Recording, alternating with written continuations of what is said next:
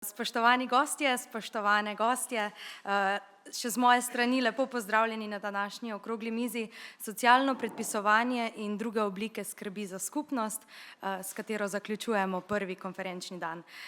Če so se današnje razprave dotaknile številnih vidikov povezovanja umetnosti, zdravja, dela, politike, bomo zdaj odprli še eno temeljnih vprašanj sodobne hiteče družbe, kako umetnost pomaga naslavljati slabo počutje, kako denimo podpira dobrobit posameznika skupnosti, kako nam pomaga pri soočanju s stresom in osamljenostjo. Umetnost namreč res ponuja ta prostor za oddih, za razmislek, in ja, upam, da ste se med počitkom dodobra okrepčali, ker imamo kar 8 izjemnih govork in govorcev z nami, ki bodo predstavili 7 izjemnih projektov, med seboj tematsko povezanih.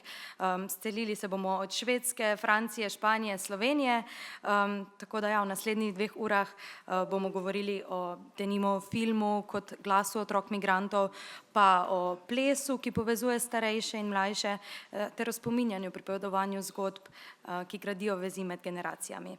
Vsak izmed govorcev bo imel do 15 minut časa za predstavitev. Prosimo vas, da se tega držite.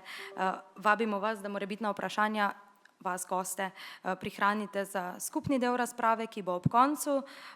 Skupaj s strokovnjaki bomo potem izmenjali vtise pa različne izkušnje. Naj dodam še, da bo razprava potekala v 2 jezikih, deloma v slovenščini, deloma v angleščini, odvisno od jezika gostov, se bomo prilagajali, poskušala pa bom narediti te prehode čim manj boleče, da bomo lažje sledili in da bo razumljivo za vse. Iskreno se veselim tega pogovora, veseli me, da smo se zbrali v tako velikem številu, da bomo skupaj odpirali vprašanja in iskali navdih.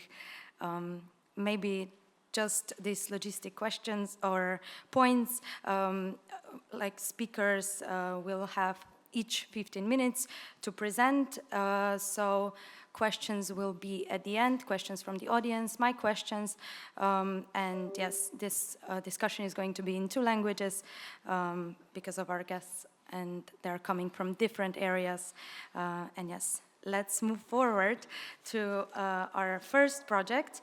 We'll start with a research project from Sweden presented by Associate Professor Dr. Anita Jensen. She's with us on Zoom. I hope she still is. Yes.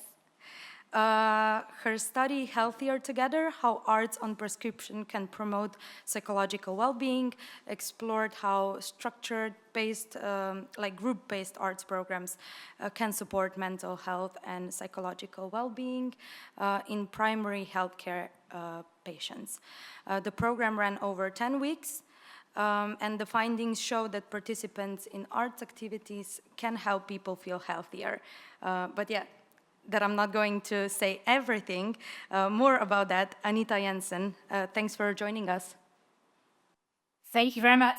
Do you hear me well? Perfect, yes. It's wonderful. And you see my screen also? Also, the whole thing, yeah. Even better. So, yes. Sorry. Yes, I work as an associate professor in arts, health and social medicine research at Lund University, and as a arts and health strategist in primary health care in Region Skåne, which is in the south of Sweden. So we are facing a lot of challenges in primary health care. We have an aging population. We have an increased prevalence of chronic diseases, diabetes, hypertension, cardiovascular diseases, mental health problems, and so on. We also see a decrease in length in hospital stays. People are simply getting discharged earlier because there's so much demand on the hospital beds, but that also means that there will be more demand on primary health care. So we see difficulties in recruiting GPs, nurses, and other health professionals because of difficulties in geographical settings, and it's difficult to recruit in rural and remote areas. We also see staff burnout, stress, and sick leave. So this is kind of a bit of a global challenge in primary health care. In terms of mental health and loneliness in communities, we also see that loneliness doubles risk of depression and can increase anxiety. We see strongly links with loneliness to suicidal thoughts and self-harm. We see chronic loneliness can raise risk of dementia by 50%, and also disrupts it. It can disrupt stress regulation and sleep, so it can worsen your mental health. So that creates a community burden and higher healthcare demands, and also a reduction in coping ability for the citizens. So what can we do? We can look at social prescription, which enables GPs, nurses, and other primary healthcare professionals to refer people to a range of local, non-clinical support services that support health and well-being. And one of them is arts and prescription. So let's just remind ourselves what arts and prescription actually is. It's a form of social prescription. The most common referral routes is through your GPs, but it can also be through job centers, social workers, link workers, and other community connectors. We usually see individuals experiencing mental health problems, and that's mostly anxiety, stress, and depression, and those who are socially isolated. And it's a group-based activity, and it's usually something that patients get alongside other treatments, and there's a variety of different programs available across the globe. So in order to better understand the underpinning evidence of arts and prescription, we conducted a systematic review, and we included 25 studies from 5 different countries, from the UK, the US, Australia, Denmark, and Sweden. And 10 of those were qualitative, 8 quantitative, and 7 mixed method studies. We saw that programs were held in community settings, in arts venues, GP studies, primary healthcare settings, and also one from a school. And it was mainly an adult population, although one study was with adolescents between 13 and 16 years old. So 7 of the 25 studies had used the same measuring tool, which enabled us to conduct meta-analysis of the studies, and all studies in themselves showed a statistic increase in well-being scores, and the meta-analysis also showed an overall significance in all of the total of 1,769 participants. We also looked at qualitative outcomes. Here we saw psychological benefits, we saw social benefits, and we also saw that it enabled the participants to have progression rates. So in terms of psychological benefits, we saw increased confidence, improved self-esteem, a sense of achievement, engagement and pleasure, and forgetting concerns and worries. In terms of social benefits, the participants reported social connectedness, improved social skills and interaction, development of meaningful relationships with others, increased social confidence, sharing and experiences, and it was able to normalize some of the emotions that they had. In terms of progression opportunities, the ability to determine new futures, expanding worlds and accessing new worlds, assuming and sustaining new identities, positive health promoting changes in life, and being able to join new activities and gain new directions also. So the recommendations that we have made based on the 25 studies, we also identified some barriers for practice. And they were physical in terms of transport, language, mobility, and some patients were simply too ill to participate. We also saw that there were some psychological barriers, and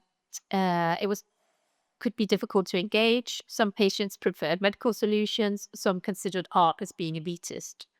There was also social barriers, difficult group dynamics, and stigmas in participating in something that was mental health provoking. Systemic lack of awareness amongst the health professionals. There was lack of support at the end of the programs, and of course, funding is also a barrier. So what we recommend for further research was to look at specific measurements for anxiety, depression, and loneliness. We also would like to look at how arts programs are designed to match participants' needs and preferences, and conduct some longitudinal research with comparison groups. So we also looked at some primary healthcare professionals that had referred patients to these arts and prescription programs. And they reported a need for more holistic approaches to treat people with mental health problems. They saw their patients' benefits in terms of motivation, routines, and social interactions, and increased self-esteem. And they also saw that arts and prescription had the potential to positively impact primary healthcare and society at large. We also found that some time pressure amongst the health practitioners and dominance of the medical model can also be a barrier. We've also, in a different study, we've looked at the cultural stakeholders, and they were very positive about the collaboration with the health sector. They saw themselves developing new professional skills, and they were motivated to collaborate further with new stakeholders. In addition, we have looked at the whole area of arts and prescription with some critical perspective, or from a critical perspective. And here we found that it's important to consider how the referrals are made, how the groups are managed, and the opportunity to move on, what kind of care paths are there for participants, and developing a guideline we saw as a priority also. I don't think I have time to comment on these different studies, but we conducted some arts and the health reviews and population studies also, where we found that active participation associated with lower risk of depression and cardiovascular mortality, as well as better self-rated health. Now, looking at the arts and prescription in primary healthcare in Sweden, the study that was mentioned at the beginning, we had 112 primary healthcare participants with mental health problems. We had 12 groups with maximum 12 participants. And as you see, it was mainly women. The median age was 61, where the youngest was 25 and the oldest was 85. We did not have an upper limit. The youngest was, or the inclusion criteria was that you needed to be 18. We worked with 18 primary healthcare centers and 9 cultural institutions. So, as I said, the inclusion criteria was primary healthcare patients diagnosed with stress, anxiety, depressions, or those who were identified as socially isolated or lonely. And you had to be 18 to participate. Different reasons for referral: anxiety, depression, stress, and loneliness. So the activities were twice a week for approximately 2 hours over 10 weeks. And here you see the program. We did visit different places, and the number of times visiting was also varied. So, for example, we were at the library 5 times, at the different museums 5 times, whereas we were only at the opera once. The activities were receptive and co-active. So sometimes it was just listening to music, followed by a conversation. Other times it was more active, like conducting an arts workshop where you were actually making something. And here we measured at a baseline and follow-up 10 to 12 weeks later, and we also saw a significant increase in well-being, but also in salutogenic health. And what we also did was we used a generalized linear regression model to analyze the data, which allows modeling relationships with variables in more complex scenarios. And arts and prescription is considered a complex intervention. And here we could see that women and participants with poor self-rated health, those who are making contact or those who had more contact with health services in the past years, those who had had other referrals from primary healthcare, and those who had no previous arts and cultural engagement, they showed significant associations with increased well-being. So that way you can say that those who are most vulnerable have women and those who were most vulnerable have benefited the most. So these results consist with results from other studies. Here we also looked at a qualitative result. We looked at the backgrounds for the referrals. We had reports about the increase in social community. Participants talked about routines and structures, something to look forward to, getting out of the house, creating new habits. There was also reports of self-efficacy, new interest, finding a voice, feeling human again, learning to cope with challenges, and so on. I'm aware I'm running out of time. That's why I'm talking so fast. And of course, there was the creative engagement, learning new experiences, meaningfulness in the activities. It was an eye-opener. The participants had fun. They experienced flow. So the overall results, you can say, is we can see arts and prescription as catalysts for change. It significantly increased well-being and health, more social contacts, and increased sense of belonging amongst the participants. We saw that the structured activities created routine and increased activation amongst the participants. And also, it provided a shift from illness to well-being. So as a summary, arts and prescription has the potential to improve well-being and reduce social isolation through non-clinical pathways. Some of the multiple mechanisms are suggested to explain impact on psychosocial well-being is the social cure, which is about social connection and community connectedness. It's about social activation, routines and structures, so sociological aspects such as flow, relaxation, autonomy, expression, being able to share, reflect, and having a voice. There are also some critical problems with delivery and practice, including creating safe spaces for participants, sustainability of delivery of the activities, and continuing care pathways. So all in all, there's a potential to scale up and apply pathways across cities, regions, and different patient groups. Just remembering not one fits all. So thank you very much for your attention. I hope I didn't take too much time. We can give her a round of applause, yeah. So thank you, Anita. That was very insightful. Unfortunately, we don't have time for questions, but we will move to France now with Clara Bourgeois.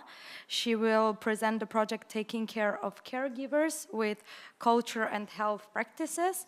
She is also with us on Zoom, so we can say hi to her over online. But yes, why this project is different, because often we just focus on patients, but this time on family members, volunteers, and healthcare professionals by using arts and sensory experiences to help them reconnect with themselves, recognize their skills, and in general improve their well-being. So yeah, let's hear more from Clara Bourgeois. Hi, I'll just start with sharing my screen. Can you see my full screen? So hello everyone. So I'm Clara Bourgeois. I'm the director of a regional organization called Pôle Culture et Santé en Nouvelle-Aquitaine, which is kind of a regional network for culture and health projects. Just before going into the project, I just wanted to give you a brief update on what the French situation on culture and health is, to understand where this project, in what kind of context this project was developed. So very briefly, as some of you may know, we have an interministerial policy, and we've had this policy for over 20 years on culture and health, meaning that the ministries of culture and the Ministry of Health have joint policy to finance culture and health projects. In that context, we, our organization, are some kind of a network related to that policy. So we are here to support artists and healthcare professionals to develop cooperation culture and health projects at the regional level, but we also work with other organizations like us in some other countries in France. So our mission is mainly to support projects, to inform, to guide, to train, because we are a training organization as well, but also to inspire professionals in designing and implementing some kind of innovative project. And that's one of those projects that I will present, because culture and health projects are already being financed in France. Our role is not to develop that kind of common project with patients in hospitals, for example, that are already happening, and we're here to help them. But our goal is mainly to try to open new doors, and to try to open new doors so that artists and other health organizations will be able to develop project. And that's how we ended up starting working on caregivers, because as it was mentioned in the introductions, we realized that we have projects happening for patients or people that are being taken care of, but we often forget about the people who take care of those people. And it's a huge societal issue, because those persons are it's a lot. It's in France, it's about 11 million people, persons that are caregivers. So we really need to work on how can we think of culture and health project for them as well. So that's how we ended up working on that topic. And just one thing before I go deeper into the project, it's always important to remember that the interministerial policy in France is really not considered a therapy. So we're not talking about art therapy. We are really talking about human rights in terms of cultural rights here. So it's how we can actually think of the person as a person, and not only as a caregiver or as a patient or as a function, but really going back into making sure that everyone is considered as a person and is entitled to live to live and experience their cultural life. So if I go straight into the project, first of all, I just wanted to mention that there is a documentary on the project, and it's in French, so I didn't I won't show you the teaser of the documentary. But if some of you speak French, you're more than welcome to go on our website. And even if you just want to take a look, if it with French language, but just to have a brief look at the atmosphere of the teaser, you're welcome to go on the website and have a look at it. So what are we talking about? The project is called Take Care. It's a social innovation project that we designed in order to empower the caregivers. And when we talked about the caregivers for our project, we decided to think of who we usually think in terms of caregivers, who are family members, but also could be volunteers. But we decided also to include professional caregivers in terms of healthcare professionals and all the people where, whether they are professional or not, who take care of other people who needs to be taken care of. So anyone supporting individuals in vulnerable situations. What did we decide to do? So the project is actually a training, and the question of the training is of paramount importance for us for economic matters, but also in terms of political lobbying to make sure that the question of emotional skills would be more and more taken into account. And we decided to work on a training delivered by artists as being professionals of emotions and who can actually work with individuals on how to welcome their emotions and how to deal with emotions when you are in a position of supporting vulnerable individuals.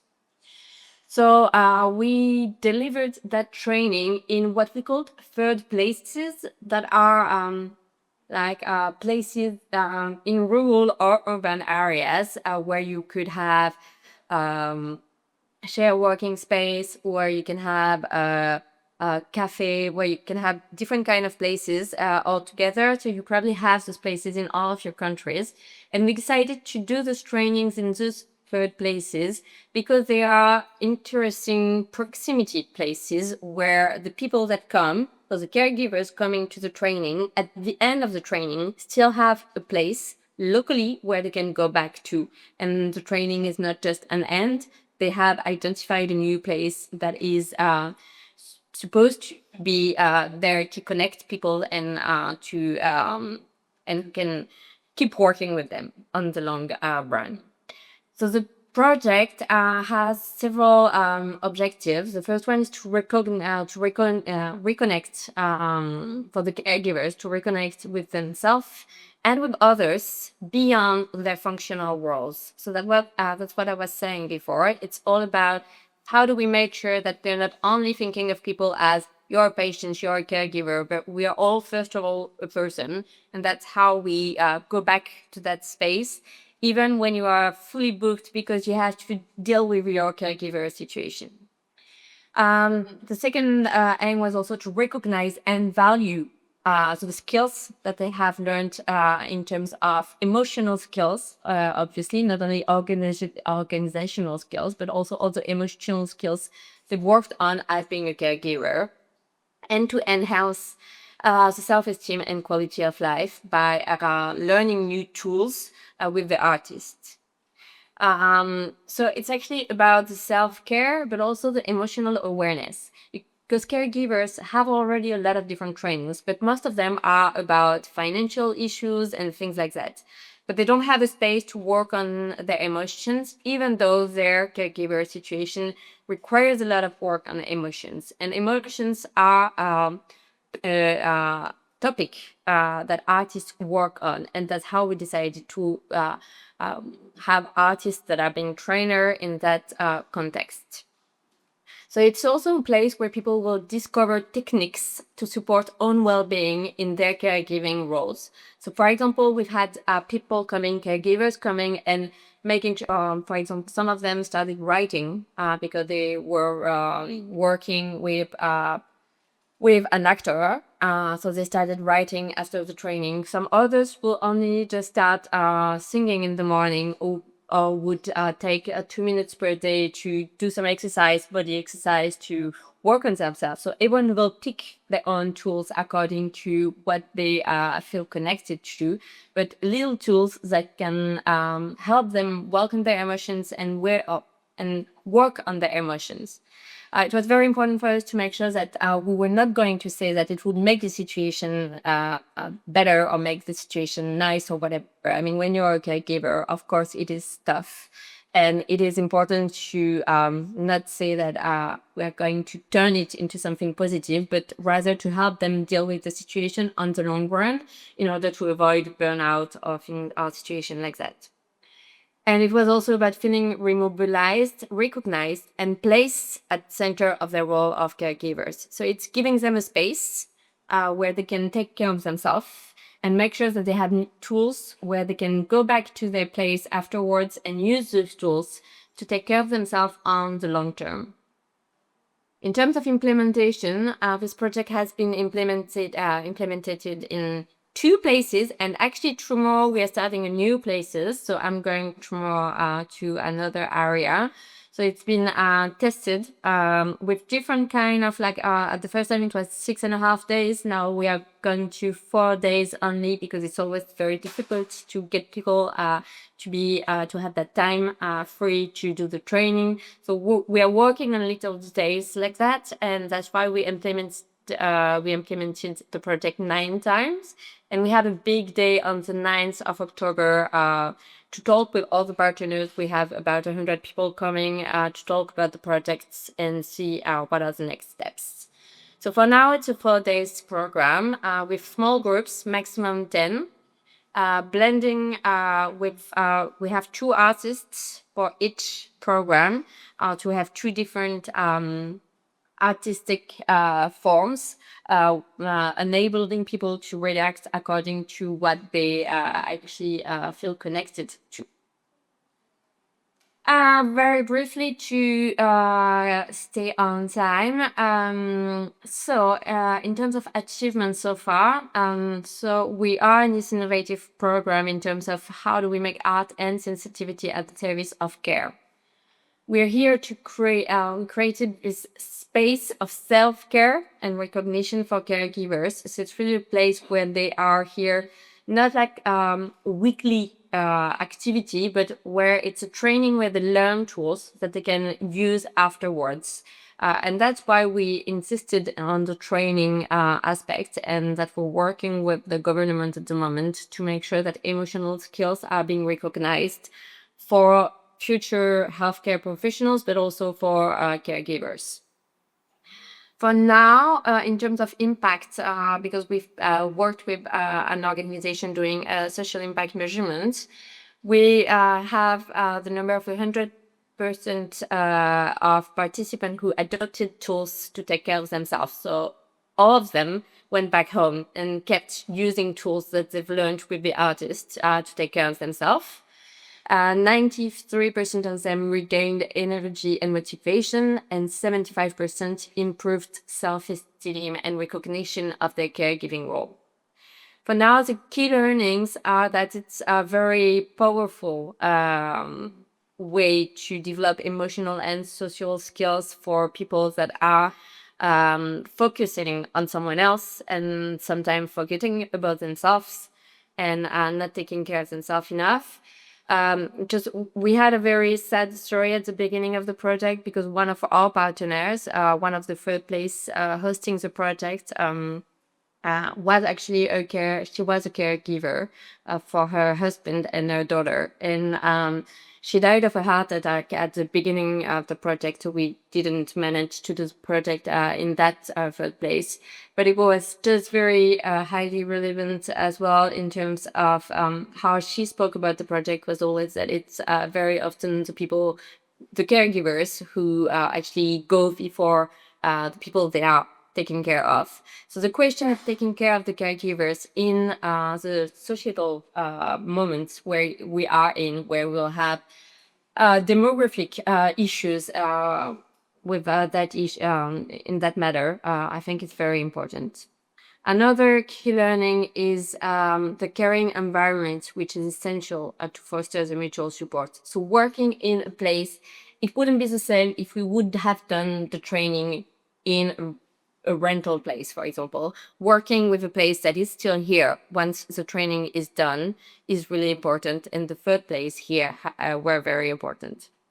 The stories and the testimonials are very crucial to make invisible transformations visible. So we have to work a lot on how to talk about the project, because it's not easy to make organization that could prescribe this kind of training. It's not easy to make it clear that emotional skills are skills, and most of the time it's that, oh, okay, they don't take some good time doing some dance course or something. So we really have to do this political lobbying somehow. And the need to have 2 different trainings for professional and caregivers. At the beginning, we wanted to have them together, and we found out that it wasn't that easy. It was interesting to some regards, but professional health workers and, for example, social workers didn't feel as comfortable talking about their feelings when they were with caregivers, and they would keep their functional role with them. And in terms of perspectives, we're still trying to disseminate the program on different territories and with different kind of contexts. We need to strengthen our evaluation tools because we had one, but it's still very difficult to make sure that we don't get into a therapeutical evaluation tool and to keep in the philosophy of cultural rights. And then we're still working a lot with the public stakeholders to make sure there is an integration of culture and health programs for caregivers and not only for patients. And that's it, I think. Just 15 minutes. I hope I didn't take too much time. And yeah. Thank you very much.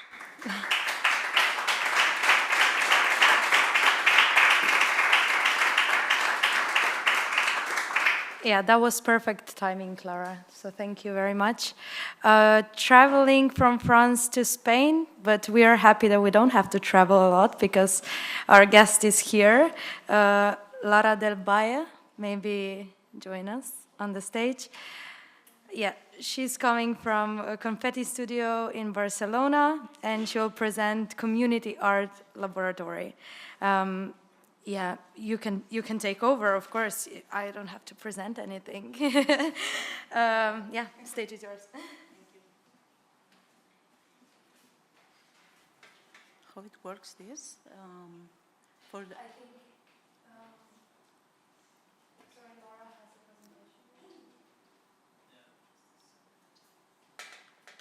Okay. Well, I'm waiting. First of all, sorry, I'm super short. First of all, I want to ask you if some of you are getting nervous when you are going to present. Can you raise your hand, please? Thank you. We are in the same team, and you are going to realize in my voice, but I'm going to figure it out. Okay. Do you have the presentation? Okay. For now, I can start. I am Laura del Valle, as Nessa said. I came from... No, you pronounce super well. I came from Barcelona, from Confetti Studio, and I'm going to present LAC, is the Community Art Laboratory that we did since 12 years. And, but first of all, I want to introduce something that is important in the presentation. Okay, now is the moment to click. Yeah? Okay, let's try. Here. My smile doesn't work. Okay, now, sorry. Okay, I am a multidisciplinary artist and full-time activist. For me, it's super important to tell that because normally I'm all the time saying things that are super bothered. For example, let me explain you my path. I put all my projects in my intersection of activisms. One of them is fat phobia.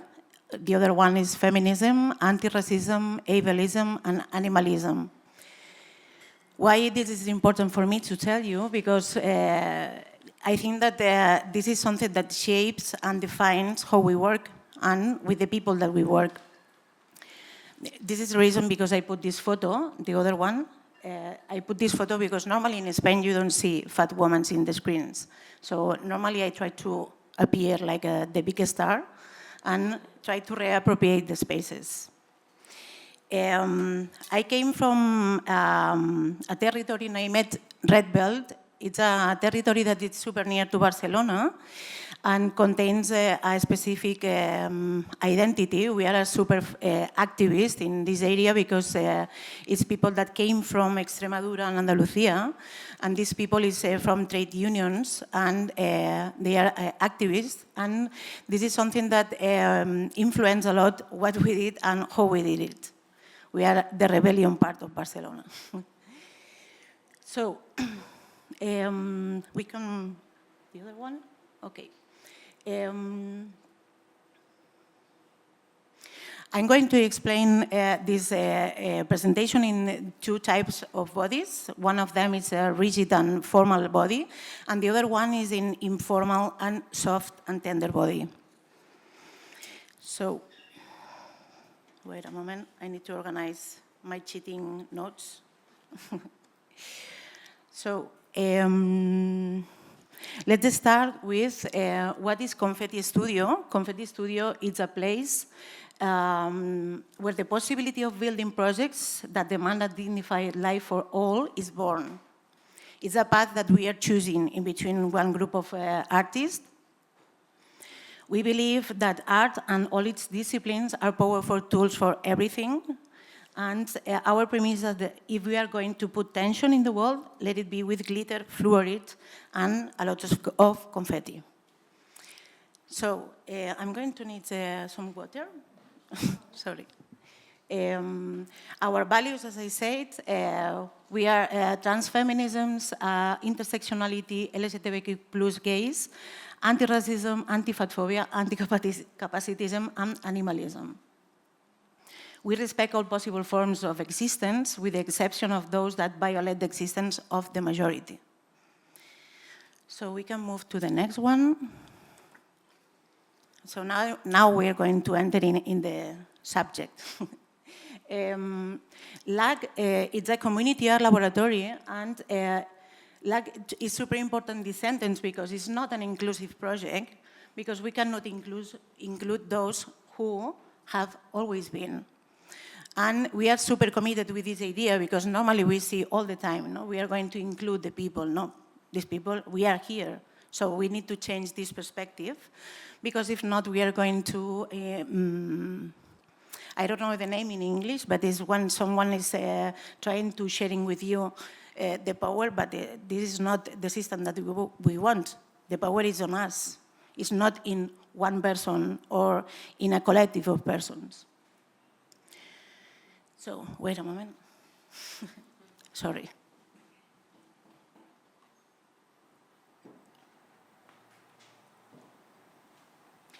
Okay, much better. LAG is a co-creation program between different groups, marginalized by society, not for us, and 7 local artists. And we embark in a joint creative process, and this culminates in an exhibition that we make in CCA each year. We have seen how these people changes during the years, because we spent 12 years with them. And we see that one of our successes is to spend a lot of time with them and know them deeply and work each year the same artists with the same group. It is super important that we work with people that live or have lived for long periods in institutions and in the role of care for or dependent persons. So this program has a big impact on them and the self-esteem, making that it's possible to change from passive to active behavior.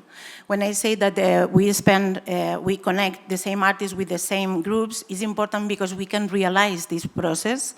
And this process is not something that you can do in 1 month or in 2 sessions. It's something that it's progressive and necessary to take care about that.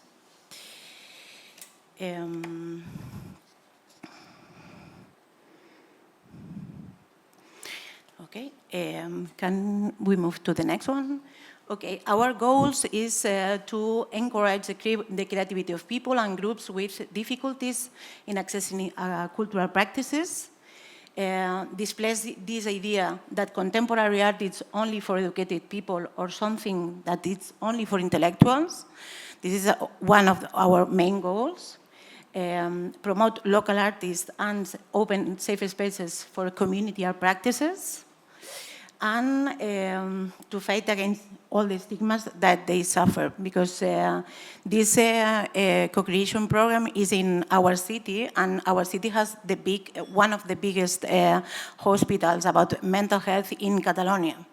That means that we have a big city inside of our city, and this influenced a lot what we did in our local history projects. So how we do this?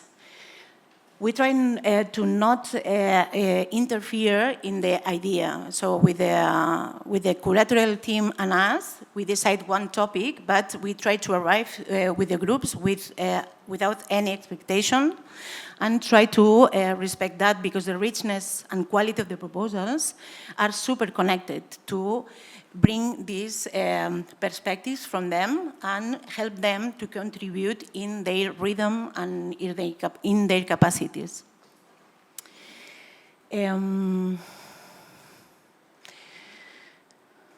Okay, we can go to the next one. Okay, these are the 12 concepts of this year.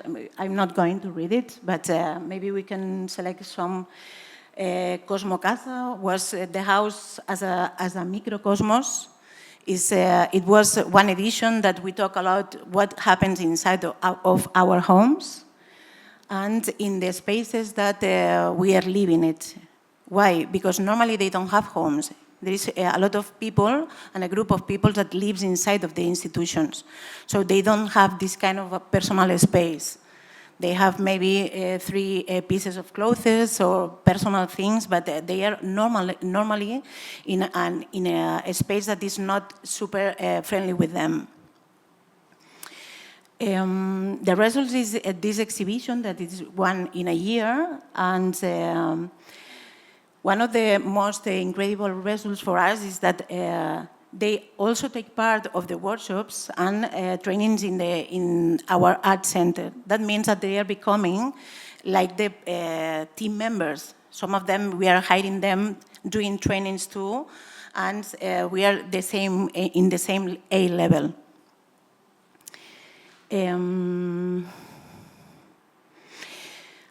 The other thing that is super important for us is that we work with people with different abilities, backgrounds, studies, and social situations. And this has led all the productions that we did on a fully accessible proposals.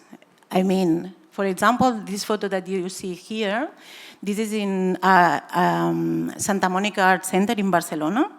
And this is a granny woman that we did in a sofa.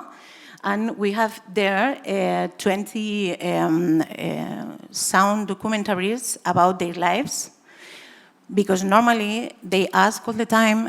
I'm working with old women in an elderly residency, and they ask more time, because normally the families, they are going there to visit them, 5 minutes, 10 minutes, 15 minutes, but they don't have time to talk about the things that they are worried about. So we decided to make a sound documentary respecting their images, because it's a bureaucracy thing. And you can go in this place and sit near the sculpture and spend 6 hours with them, or 12 hours with them, because it was a super large sound documentary.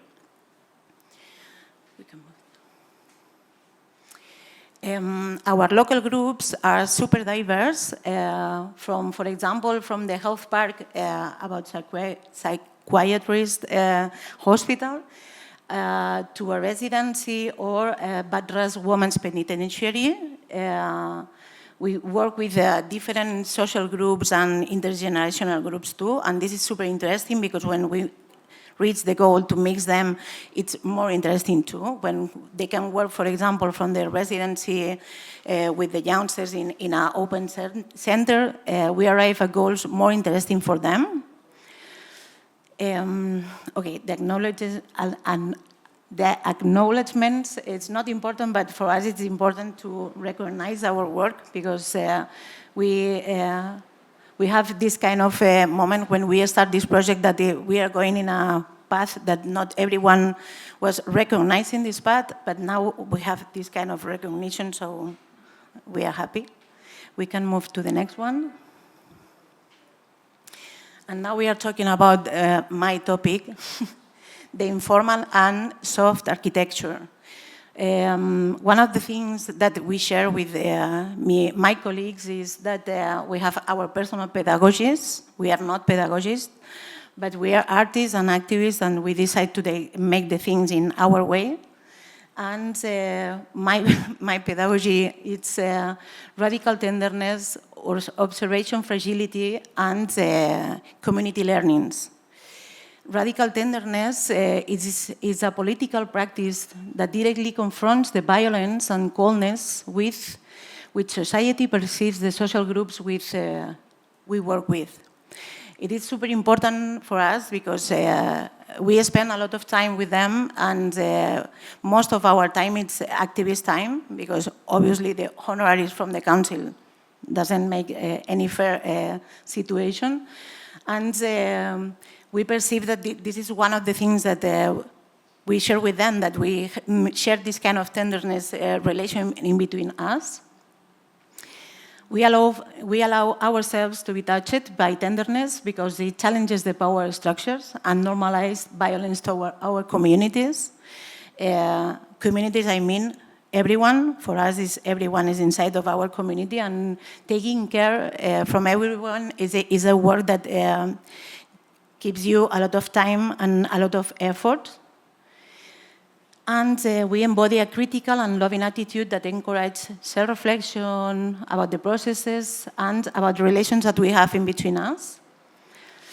The observation of fragility is another part that is important, because we take for granted that everyone needs the same, and not us, but it's normally this kind of situation of, through a question in between 20 women that has, for example, 80 years, and they need 20 minutes to elaborate an answer, in between 1 minute and 20, and not everyone wants to wait for them.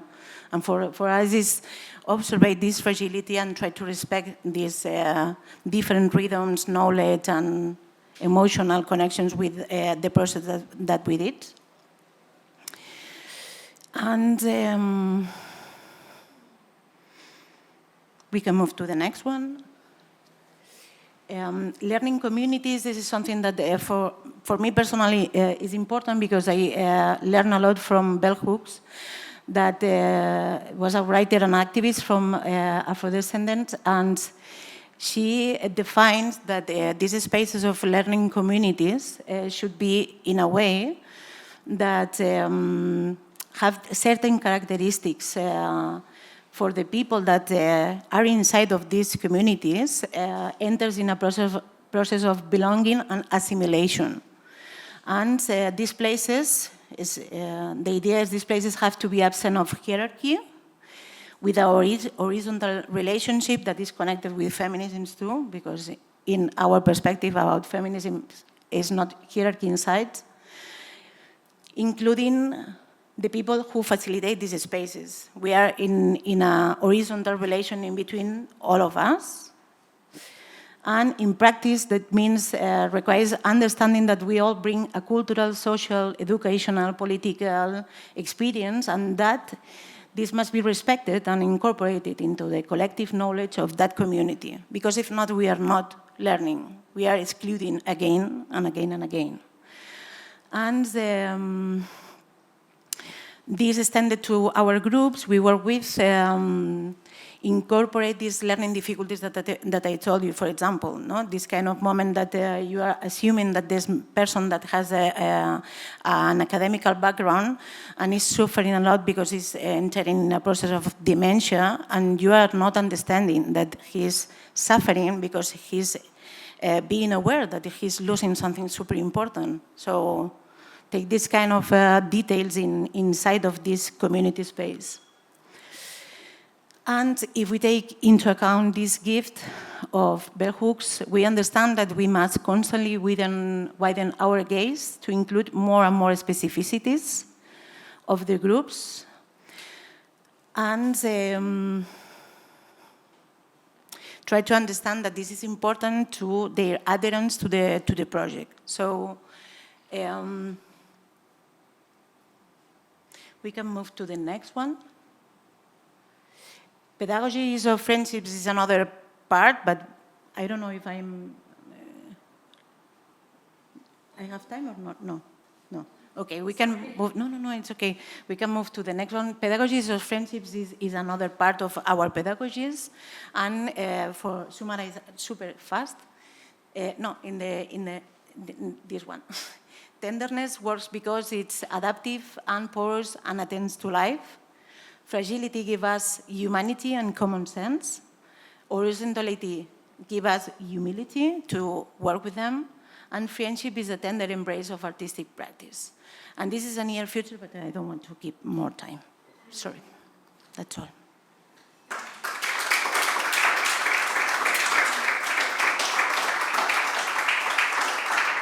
Really great. Yeah. If that was you being nervous, that was really good. Yeah. But yeah, now we're switching back to Slovenian language because our next guests are from Slovenia. But yeah, presenters, feel free to present in any language you feel comfortable in. Yeah. Naslednja govorca torej prihajata iz Slovenije, z nami sta Lea in Toni Cahunek, avtorja celovečernega dokumentarnega filma Novi sošolci. Čist na kratko, film skozi zgodbe otrok priseljencev z Kosova raziskuje vključevanje v slovenske šole. Kot boste videli, prikazuje njihove ambicije, izzive, željo po pripadnosti ter pokaže, kako lahko film opolnomoči njihov glas in spodbuja razumevanje med ljudmi. Predstavila bosta tudi trailer filma, če prav razumem. Super, se že veselimo. Izvolite.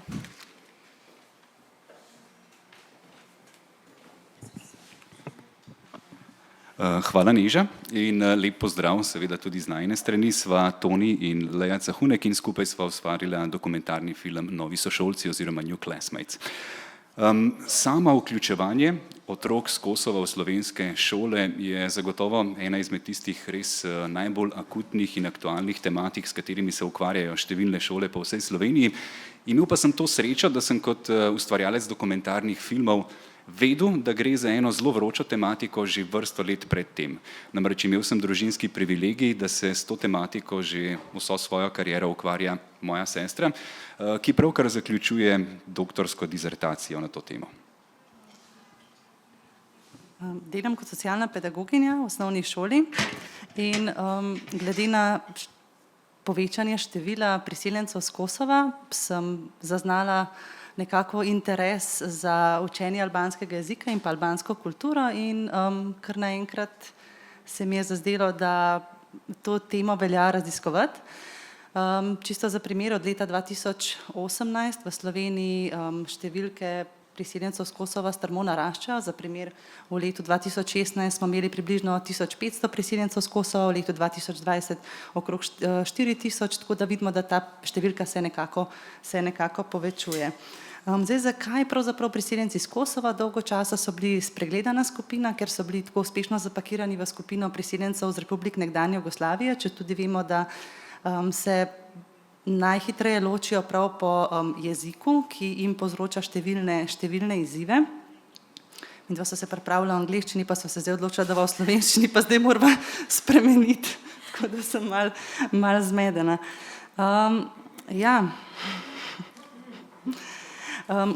Kar zadeva priseljence z Kosova, v primerjavi z drugimi priseljenci so tudi manj izobraženi in pa predvsem ženske so tiste, ki nekako so na Kosovem zelo redko vključene na trg dela. Le 20% žensk na Kosovem je vključenih, je zaposlenih. Ko pa v bistvu prihaja v Slovenijo, pa vidimo, da pride do neke modifikacije, ker približno nekje 40 do 50% žensk se zaposluje, ne potrebujejo nekaj časa, potem pa se vključujejo pri nas na trg dela.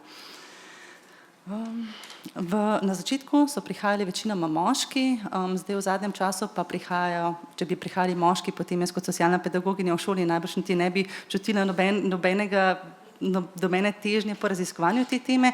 Ko pa sem v bistvu v razredu imela vse več priseljencev z Kosova in ko sem se srečevala z njihovimi mamami, sem pa ugotovila, da brez albanskega jezika, ki ga znam sicer zelo slabo, ampak v njihovih očeh zelo dobro, sem pa ugotovila, da pravzaprav bi bilo potrebno, da vključimo tudi mame v film.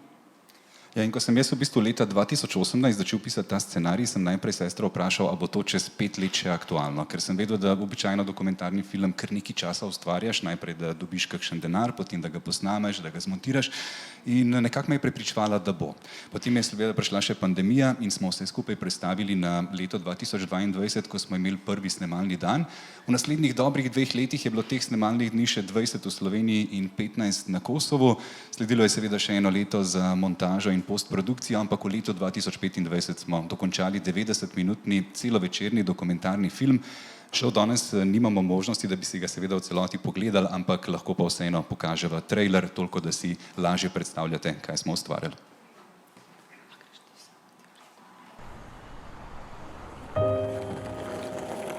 Živijo, jaz sem v Medri, jaz sem iz Kosove. Jaz sem rodil na Kosovo, pa smo prišli z oči pa s familijo skupaj na Slovenijo. Na začetku, ko sem prišla v vrtec, sem se jokala, ker sem mislila, kaj je zdaj to, ki me peljejo. Nič nisem razumela, bala sem se. Slabo, počutim se slabo. Včasih smo bili odskočna deska, zdaj ustajajo oziroma prihajajo novi. Smo edini neslovanski priseljenci iz nekdanje Jugoslavije in govorimo albanski jezik. Tako kot večina ljudi se selijo s trebuhom za kruhom za eno boljšo prihodnost, zase in za svoje otroke predvsem. Mi nismo imeli ko vi, ko imate v Sloveniji zdaj, da ti nič ne manjka, nas je skozi nekaj manjko. Mogoče niti ne upam povedati, s čim se ukvarjam, ker zelo pogosto naletim na neke negativne odzive, na neko albanofobijo. Vseeno, ko imaš ti v razredu tretjino ali pa polovico albansko govorečih, ki ne razumejo slovensko, potem seveda je zelo težko izvajati ta pouk. Slovenija je med državami, ki Kosovo jih dojeme med najbolj prijateljskimi državami, kaj jih ima.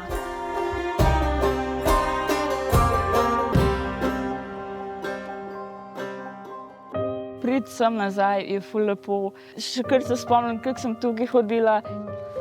Ko ne bi bil jaz v Sloveniji, bi bil na to šolo. Dio šolo! Ne moram se spremeniti. Tudi če dobim slovensko državljanstvo, sem še kar Albanka.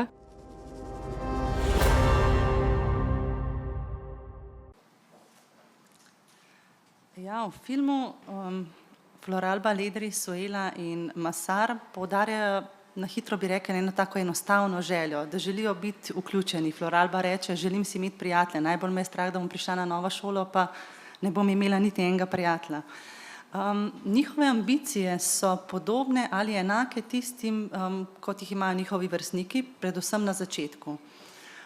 Ampak raziskave, ki trenutno obstajajo v Sloveniji, kažejo na nižji uspeh albansko govorečih otrok, na slabšo vključenost staršev in pa na socialne vezi, ki jih tvorijo predvsem z drugimi albanskimi otroki. Poleg tega tudi že obstajajo raziskave, kjer so tudi strani učiteljev manj zaželeni in pa nekako osnovne šole za otroke s posebnimi potrebami, predvsem programi nižjega izobrazbenega standarda v zadnjih letih poudarjajo, da dobivajo predvsem dečke, ki imajo vedenjske težave ali pa neke učne težave. Prav zaradi teh omenjenih stvari nekako vidimo, da se njihove ambicije, ki so bile, kot sem poudarila na začetku, podobne ali enake tistim, kot jih imajo vrstniki, razblinijo. In mi smo želeli v bistvu v filmu prikazati temo migracij, priseljencev z Kosova z druge strani. Nekako se nam zdi, da ja, zbornica je polna raznih opazk na to temo, koliko imamo vsi že dosti teh priseljencev. Tukaj smo pa želeli zasukati in v bistvu prikazati skozi oči otrok, ki prihajajo v Slovenijo. Ja, in mene je tukaj v bistvu sestra kupila s to idejo, ker se mi je zdelo, da res velikokrat slišimo mnenja strokovnjakov, mnenja učiteljev, mnenja staršev, ampak malo kdaj pa vprašamo otroke, kaj so oni doživeli v tistem trenutku, ko so se morali privaditi na neko novo okolje, novo šolo, nove sošolce. Sam ločim dokumentarne filme na dva tipa. Eno je televizijski dokumentarec, običajno dolg 50 minut, kjer lahko ti z nekim arhivskim materialom in pa s kolažem izjav pelješ gledalca čez določeno temo. Ampak mi smo imeli to smolo oziroma srečo, da smo dobili denar na razpisu za celovečerni dokumentarni film, ki pa običajno traja potem tam 80 do 90 minut in nikakor si ne moreš privoščiti, da boš imel samo izjave ljudi, ki bodo en čez drugega govorili. Ampak rabiš neke žive protagoniste, s katerimi se bodo gledalci poistovetili. V bistvu mora biti vse zelo podobno igranemu filmu in nekako te more zanimati, kaj se s temi ljudmi zgodi, sicer boš ugasnil film. Nekako smo ravno zaradi tega se odločili, da zberemo 4 protagoniste in jih spremljamo čez eno šolsko leto v Sloveniji. Zelo pomembno nam je bilo, da tudi obiščemo njihove nekdanje osnovne šole z njimi na Kosovu, da predstavimo njihove starše, da predstavimo tudi bogato zgodovino izobraževanja oziroma izobraževalnega sistema na Kosovu, o katerem marsikdo od nas, še posebej pa učitelji, ki delajo s temi otroki, ne ve kaj dosti. Starši teh otrok, ki zdaj hodijo v slovenske šole, niso hodili v običajne šole. Paralelni sistem je bil v 90-ih na Kosovu in so se poučevali po domovih, kleteh, kjerkoli že. Seveda je treba to vzeti v obzir. Ko sva razmišljala o teh 4 otrocih, sva rekla, naredila bova audicijo. Super, se bo veliko otrok prijavilo, pa bova potem zbrala 4. Prijavilo se jih je res veliko. Nekaj jih je bilo tudi zato, da bi sodelovali v filmu, ampak so jim potem starši to nekako odsvetovali oziroma prepovedali. Tako da sva dobila samo Suelo. To je bila naša prva punca, ki smo jo imeli za film in dejansko smo na njej nekako začeli graditi. Potem smo preko Leje našli še drugo punco. Ugotovili smo, audicije ne bodo delovale. Kaj pa Leja, ti si učila številne mame slovenski jezik, a imaš kakšno hči od teh mam, ki bi bila recimo interesantna za film? In tako smo srečali Floralbo. Ampak obedve, Floralba in Suela, sta bile zelo dobro integrirani, obe zelo ambiciozni, sta se že privadili na nov razred. Čeprav smo želeli dati te pozitivne zgodbe v ospredje, ker jih običajno ni, ko govorimo o albansko govorečih priseljencih, sva se zavedala, da to ni celovita slika. Zato sva šla preostala 2 fanta iskati na osnovno šolo za otroke s posebnimi potrebami, kjer je trenutno daleč največji odstotek albansko govorečih otrok. Če imamo v Kranju v razredu, ki ima full albansko govorečih otrok po 3 oziroma 5 otrok, je tam 30% oziroma več kot 30% otrok albansko govorečih. Ko sem jaz o tem govoril na piču v Albaniji, so me skoraj da deportirali iz države, češ kako nehumani ste Slovenci, kaj počnete z otroki, ki prihajajo iz albansko govorečih držav. Zato sva odšla na osnovno šolo za otroke s posebnimi potrebami in tam dobila Ledrija in Masarja. Oba sta že zaključila šolanjem, čeprav sta stara 16 let, eden dela trenutno na gradbišču, drugi v pekarni, oba sta imela številne govorne in tudi učne težave, tako da nista dokončala osnovne šole. Smo pa zelo ponosni, da smo prvič v bistvu po moje na slovenskih platnih v kinih videli Albance v netipičnih, stereotipnih vlogah. Niso bili gradbinci, niso bili peki, niso bili kriminalci, ampak so bili preprosti otroci, ki se želijo vključiti v novo okolje. In mislim, da je tudi eden redkih filmov, kjer sta 2 izmed 4 glavnih protagonistov iz šole za otroke s posebnimi potrebami. Na te 2 dejstvi smo bili zelo ponosni. Kaj smo se v bistvu naučili od filma? Midva sva želela predvsem, da ti izzivi, ki jih oni imajo, ne samo, da jih prikaževa, ampak da ti izzivi dobijo nek pomen. Je nekako prvi celostni pregled situacije od priseljencev z Kosova v Sloveniji. Moram reči, da sva se bala tudi odzivov gledalcev, ker sva v času snemanja filma dobivala velikokrat kakšne sugestije, kako naj film zgleda, kaj morava vključiti v film, pa sva se na te sugestije požvižgala, ker so bile ravno take sugestije, kot je prej Toni omenil, take, ki so pač stereotipne. Moram reči, da film se je zelo dotaknil ljudi in pa odprl veliko nekih pozitivnih debat in kljub temu, da sva dolg časa zbirala naslov za ta film in da je naslov seveda Novi sošolci, pa da nam je že zrastel pod kožo, zlezel pod kožo, nekako upava, da ne bojo ostali samo novi sošolci, ampak da bodo postali naši sošolci. Ja, in premiero smo imeli marca, od takrat naprej smo imeli že več kot 50 projekcij, vedno tudi s pogovorom po filmu. Ta pogovor nam je zelo pomemben, ker smo ugotovili, da marsikdo se poistoveti s temi zgodbami. Ne gre samo za Albance, ki bi videli svojo zgodovino na platnu, gre za marsikaterega priseljenca ali pa nekoga, ki je šel iz osnovne šole iz Maribora v Ljubljano in je doživljal podobne težave. Kako kot otrok prideš v novo okolje, dobiš prijatelja, si povabljen na rojsten dan, kako se integriraš. Pogosto so ljudje, ko so govorili svoje zgodbe, to niso bile niti vprašanja v teh diskusijah, ampak so delili svoje izkušnje in velikokrat tudi zajokali, tako da je bilo vse skupaj zelo čustveno. Film smo medtem predstavili tudi na festivalih v tujini, bili smo na Kosovu, v Grčiji, v Moldaviji, še kar nekaj projekcij na festivalih je pred nami in pa predvsem veliko šolskih projekcij, kar nas zelo veseli. Odzivi, kot je Lea rekla, so bili fenomenalni, midva jih res nisva pričakovala, mislila sva, da bo precej več kritike, glede na številne predsodke, ki veljajo do Albancev v slovenski družbi, ampak kar nekako so se ljudje, kot kaže, poistovetili s temi zgodbami in želeli deliti svoje izkušnje, kaj se je pa njim zgodilo. Tako da se radi spomnimo kritike Marcela Štefančiča, ki je rekel, končno imamo film o Albancih, ki že vrsto let živijo z nami. In jaz verjamem, da je film odličen medij, zato da na eni strani opolnomočimo vse te otroke priseljencev, na drugi strani pa informiramo našo splošno večinsko javnost. In upam, da nam je to uspelo.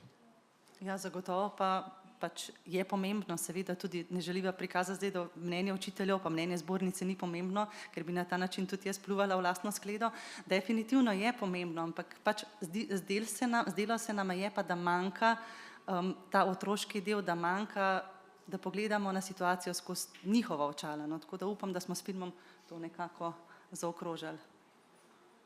Hvala.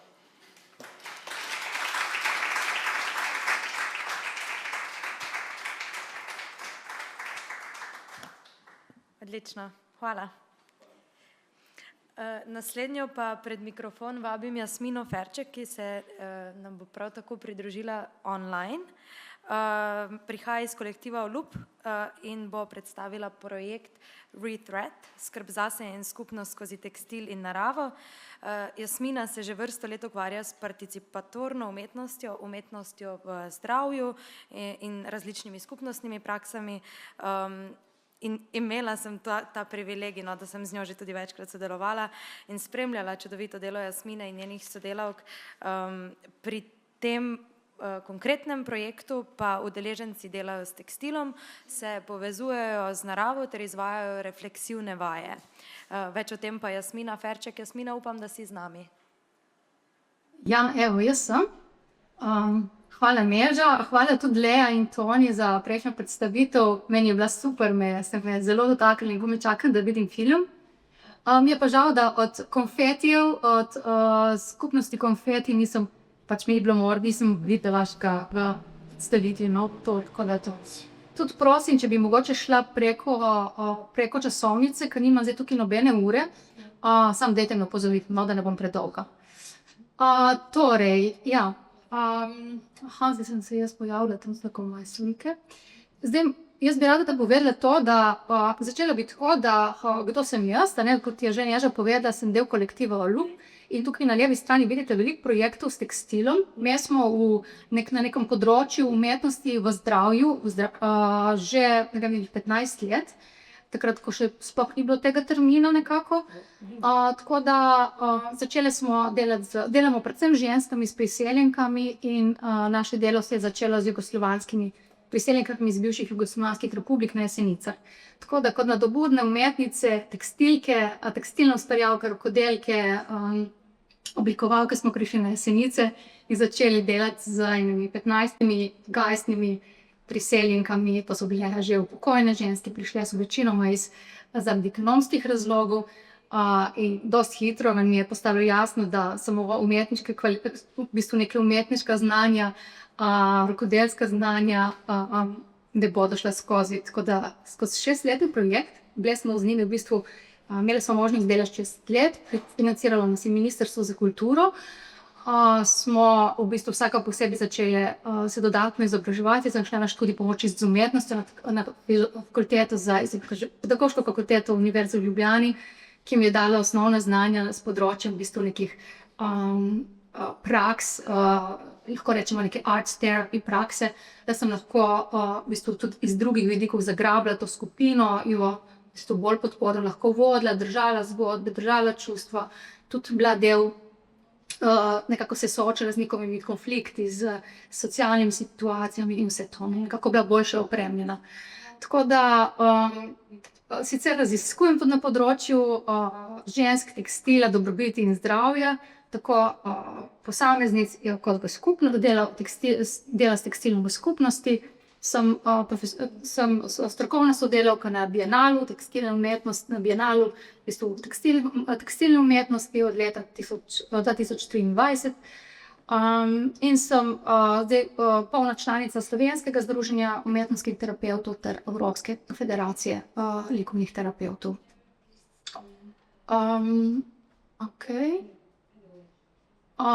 Zdaj bi rada povedala, takole.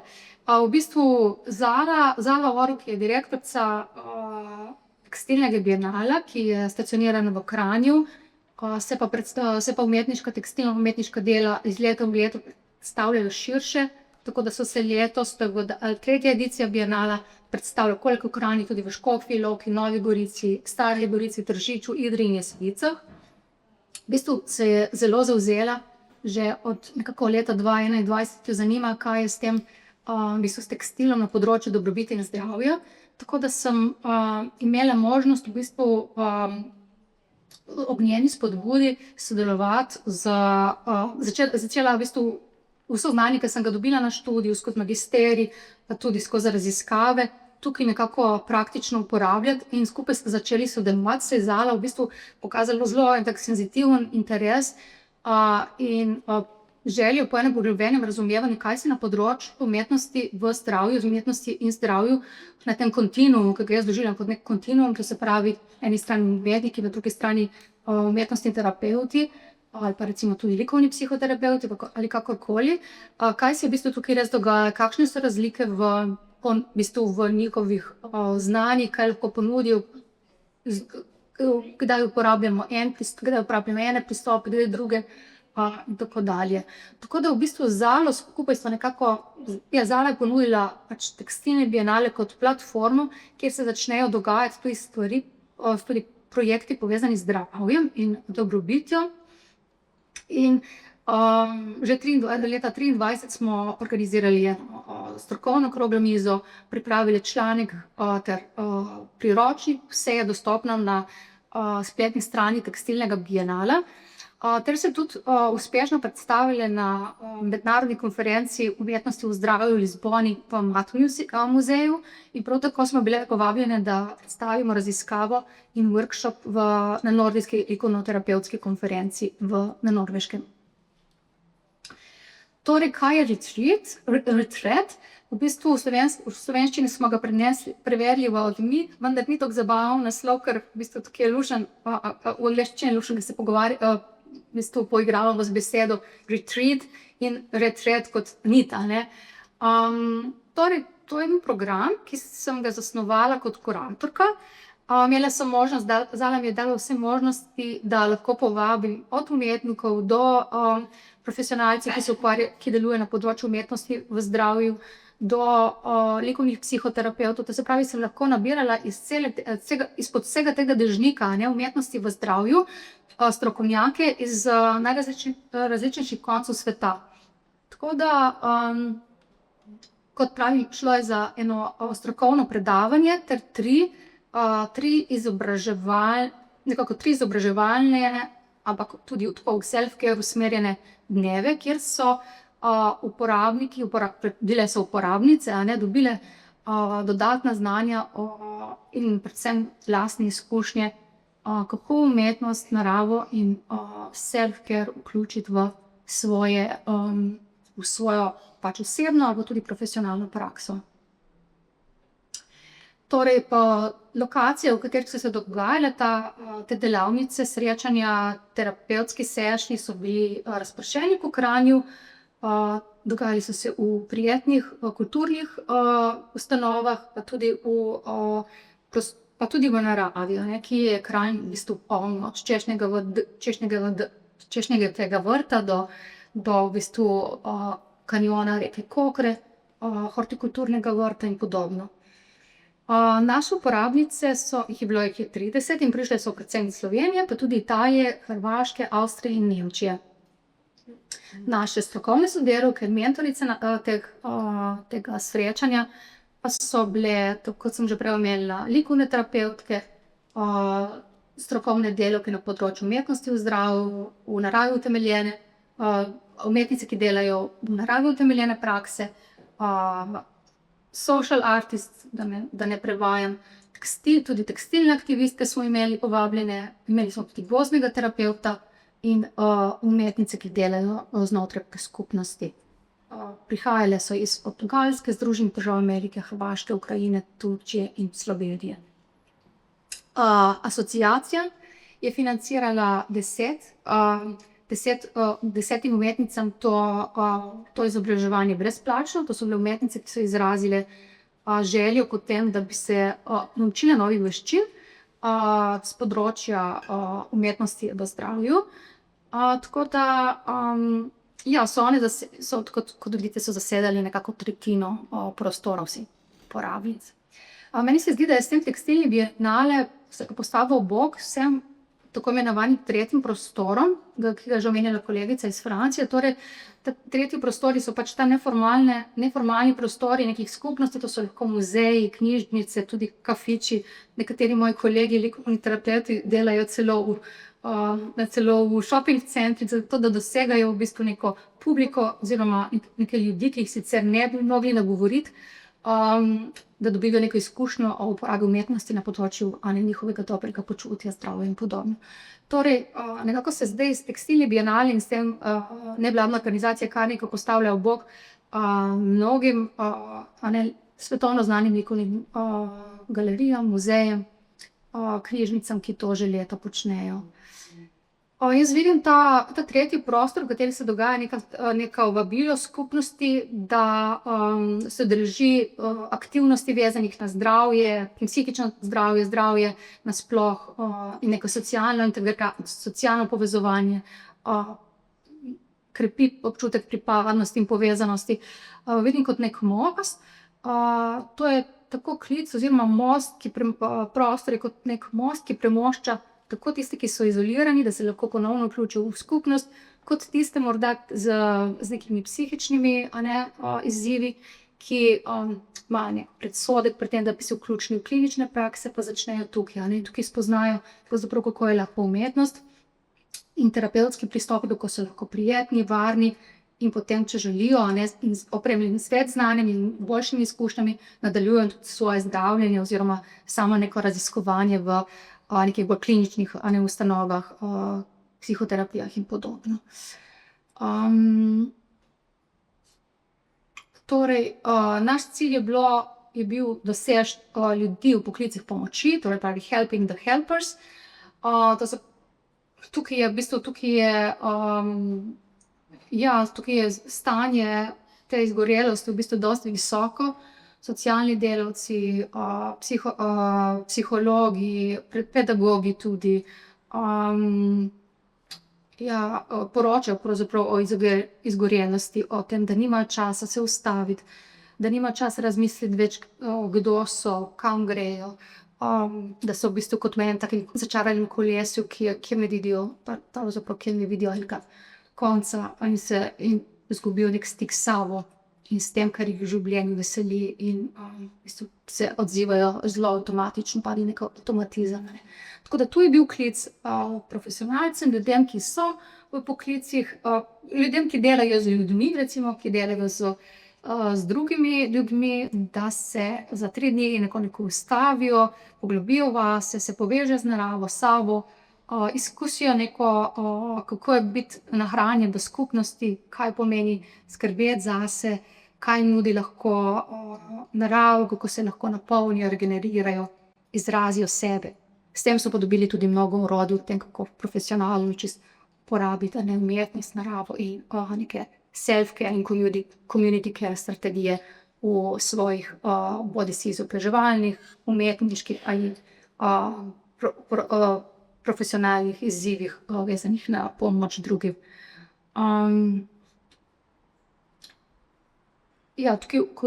Tukaj vidim, to sem še mogoče pozabila povedati. Torej, tu so se na naše izobraževanje oziroma na naš self-care retreat so se prijavili tako umetniki, umetnice, rokodelke, oblikovalke, arhitektke, pedagogi na področju umetnosti in kulture ter likovne terapevtke in socialne pedagoge. Kako je bil ta program sestavljen? Sestavljen je bil tako, da je zjutraj smo za 3 dni vsako jutro so se lahko udeležile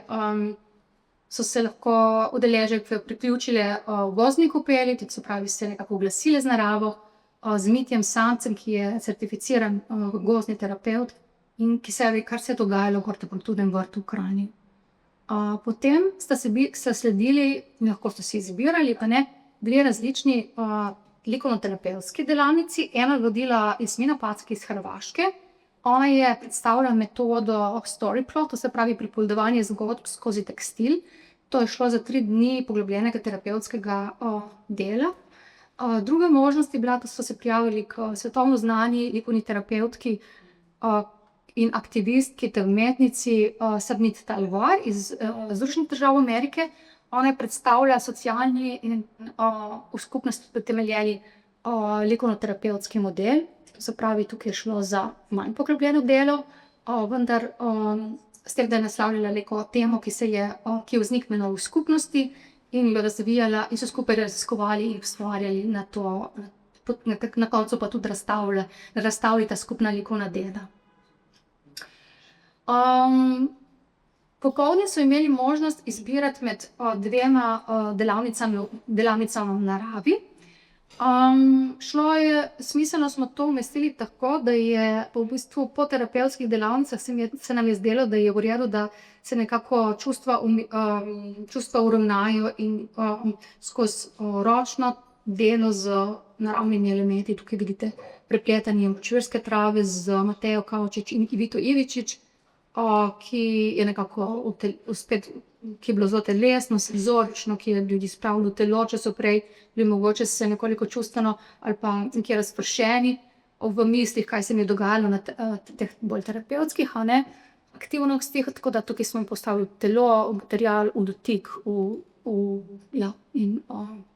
in ponudili v bistvu tak zaključek dneva. Zdaj, ves čas vmes v pavzi, ki je bila dosti dolga, med dopoldanskim in popoldanskim aktivnostmi so bili konverili materiali, tako da so presekali, da so lahko udeleženci tudi sami reflektirali, kaj odslikali, napisali kakšno pesem in se tako nekako nadaljevali proces, če so to potrebovali. Za tiste, ki jim daljše delavnice niso ustrezale, pa smo ponudili tudi še krajše terapevtske oziroma nekako likovne delavnice, ki so se uporabljali bodisi naravno in tekstil od različnih umetnikov, ki imajo dodatna znanja s področja psihičnega zdravja oziroma, kako bi rekli, Tako da tukaj je bila samo raziskujoča delavnica s tekstilom in naravo kolektiva Lup, ki sta vodili 2 kolegici, Tjaša Bovcov in Katja Borg-Garkovič. Možno se je bilo vključiti na delavnico vezenja in joge. Lahko pa so se udeleženke seznanili tudi z pristopom, to se pravi dnevniških zapisov, tokrat z zapisovanjem skozi ustvarjanje s tekstilom in z naravo. Se pravi tudi neka metoda, ki je dosti uporabna v drugih praksah. Imela sem danes povabila tudi Iljana Kartus iz Ukrajine, tukaj je sicer že par let v Sloveniji živi in razvija eno zelo posebno etnografsko prakso, ki temelji na ritualu in nekih slovanskih etnografskih tradicij. Iljana v bistvu se ukvarja s tem, da skozi te slovanske tradicije krepi tudi svoje sorojakinje Ukrajinke, ki so pribegle v Slovenijo. Tukaj je izvajala delavnico izdelave tekstilnih pučk. Na desni strani pa aktivistična delavnica z turškimi priseljenkami. Kvačkalo se je lubenice, podpiralo v misli, podpiralo skozi kreativnost, podpiralo v bistvu ljudstvo iz Palestince. Tako da so imeli uporabnice, udeleženke so imeli možnost tudi izkusiti, kako dobrodejno je pravzaprav biti v tej mehki aktivistični skupnosti, izraziti svoja neka družbena prepričanja, svoje vrednote, se pogovarjati o situaciji v svetu in podobno. Zaključili smo z tistim, ki so želeli, smo zaključili z vizualno refleksijo, ki sem jo vodila, to se pravi, tukaj smo dali prostor, ko smo vsa doživetja, to, kar smo nesli potem s sabo domov, nekako tudi vizualno zapakirali. in nekako preverili, kaj gre z nami, kaj smo se naučili, zakaj so bili te 3 dnevi za nas pomembni, kaj nesemo naprej v prihodnost in podobno. Zdaj ne vem, preverjam, koliko imam še časa. Jaz, kot pravim, ne vidim tole na uro. Jasmina? Ne več veliko. Okej. Ja, te lahko tudi tukaj zaključim. Hotela sem na še povedati, zakaj v bistvu tekstil in zakaj narava, a ne. Skozi moje zadnje raziskovanje sva prišla do tega, da v bistvu je tekstil predvsem v dogajanju v skupnosti je pomembno to, da v bistvu krepi zdravje, predvsem in mentalen well-being, da spodbuja kreativno razmišljanje, da skozi ustvarjanje s tekstilom, ki je počasno, lahko resnično premišljujemo, reflektiramo in samo raziskuje sebe, da gre za, lahko nas pod tekstilno ustvarjanje v skupini podpira lahko razvoj nove osebne ali kolektivne identitete. Vsekakor je to področje, ki omogoča ogromno nadaljnjega učenja, ki ga ni nikoli dovolj, in osebno rast. Tekstilke namreč neprestano učijo novih tehnik, novih načinov, kako pletejo, kvačkajo, tkejo in podobno. Izmenjujejo znanje, tako da je recimo odlično tudi za osebe, ki so v pokoju. Tekstil v skupnosti lahko podpira ljudi, ki potrebujejo, ki so trenutno v neki osebni tranziciji, žalujejo, bodisi so doživeli ločitev ali selitev.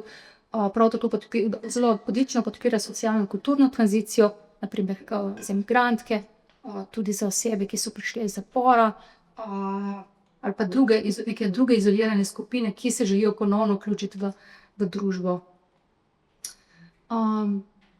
Ja, narava pa tudi omogoča v bistvu že samo po sebi čustveno regulacijo čustev, nas postavi nazaj v telo, nas krepi našo čuječnost, v bistvu je taka somatična izkušnja, hkrati pa zavedanje in povezanost, s tem, ko se zavedamo, da smo povezani in eno z naravo, pravzaprav tukaj je tako velik zdravilo potencial tega.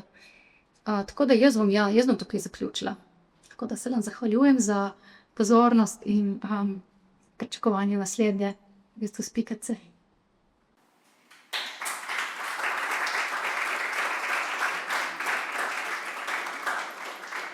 Ja, Jasmina, mi se zahvaljujemo tebi. Naj ob tem morda spomnim, da lahko v predsobi vzamete kak kozarec vode, soka, glede na to, da bo debata še nekaj časa trajala, morda samo opomin na hidracijo. Tako, na oder zdaj vabim predstavnico Zavoda Dobra pot, Navo Vardjan.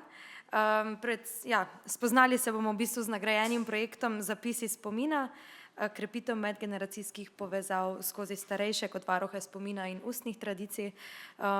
Tako raziskuje, kako lahko starejši s svojim znanjem, izkušnjami, vedenjem prispevajo k povezanosti med generacijami. Če se ne motim, ste uporabljali tudi posebno aplikacijo, kjer so lahko beležili, delili spomine, ampak več o tem pa izvolite.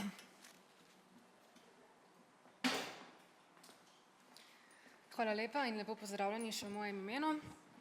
Torej, prihajam iz Zavoda Dobra pot in... hvala. Je boljše? Upam, da me v redu slišite. Iz Zavoda Dobra pot. V bistvu mi smo manjša nevladna organizacija iz zelo ruralnega območja Brkini, Kras in se ukvarjamo s kulturno dediščino, torej to je nekako naše prednostno področje. In pri našem delu smo nekako naleteli oziroma razvili en projekt, ki je posledično, kot smo opazili, imel učinke tudi na zdravje in na dobrobit vseh udeleženih. In ravno tega bi vam želela danes predstaviti, to je projekt Zapisi spomina. Če lahko kar naprej. Torej, kot je bilo že omenjeno v uvodu, Zapisi spomina je tako ime projekta, kot tudi ime aplikacije. Sicer gre za aplikacijo, v katero beležimo spomine starejših, torej zgodbe, njihove spomine na življenje, na vse, kar so doživeli, pa naj bo to v pisni obliki, v video obliki ali pa samo v zvočni obliki, odvisno od tega, kako pač starejši želijo biti predstavljeni in zabeleženi. Zdaj, mogoče čisto za ozadje, zakaj smo sploh prišli na idejo, da razvijemo ta projekt. Če lahko naprej prosojnico malo ozadje o naši organizaciji. To so nekako naše vrednote, na katerih gradimo. Kot sem rekla, delamo v zelo ruralnem okolju, kjer smo ves čas soočeni s tem, da je veliko starejših, da se vasi praznijo, mladi odhajajo v mesta, nekako prevladuje še zmeraj to prepričanje, da podeželje ne ponuja nekih inovativnih, zanimivih delovnih mest, sploh z vidika novih tehnologij in tega današnjega časa. Mi pa se ravno tukaj poskušamo temu zoperstaviti oziroma pokazati, da vendarle so priložnosti, če le znamo pravilno pristopiti ali pa mogoče malo inovativno pristopiti.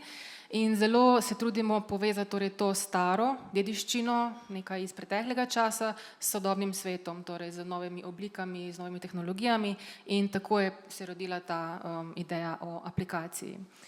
Če lahko kar naprej.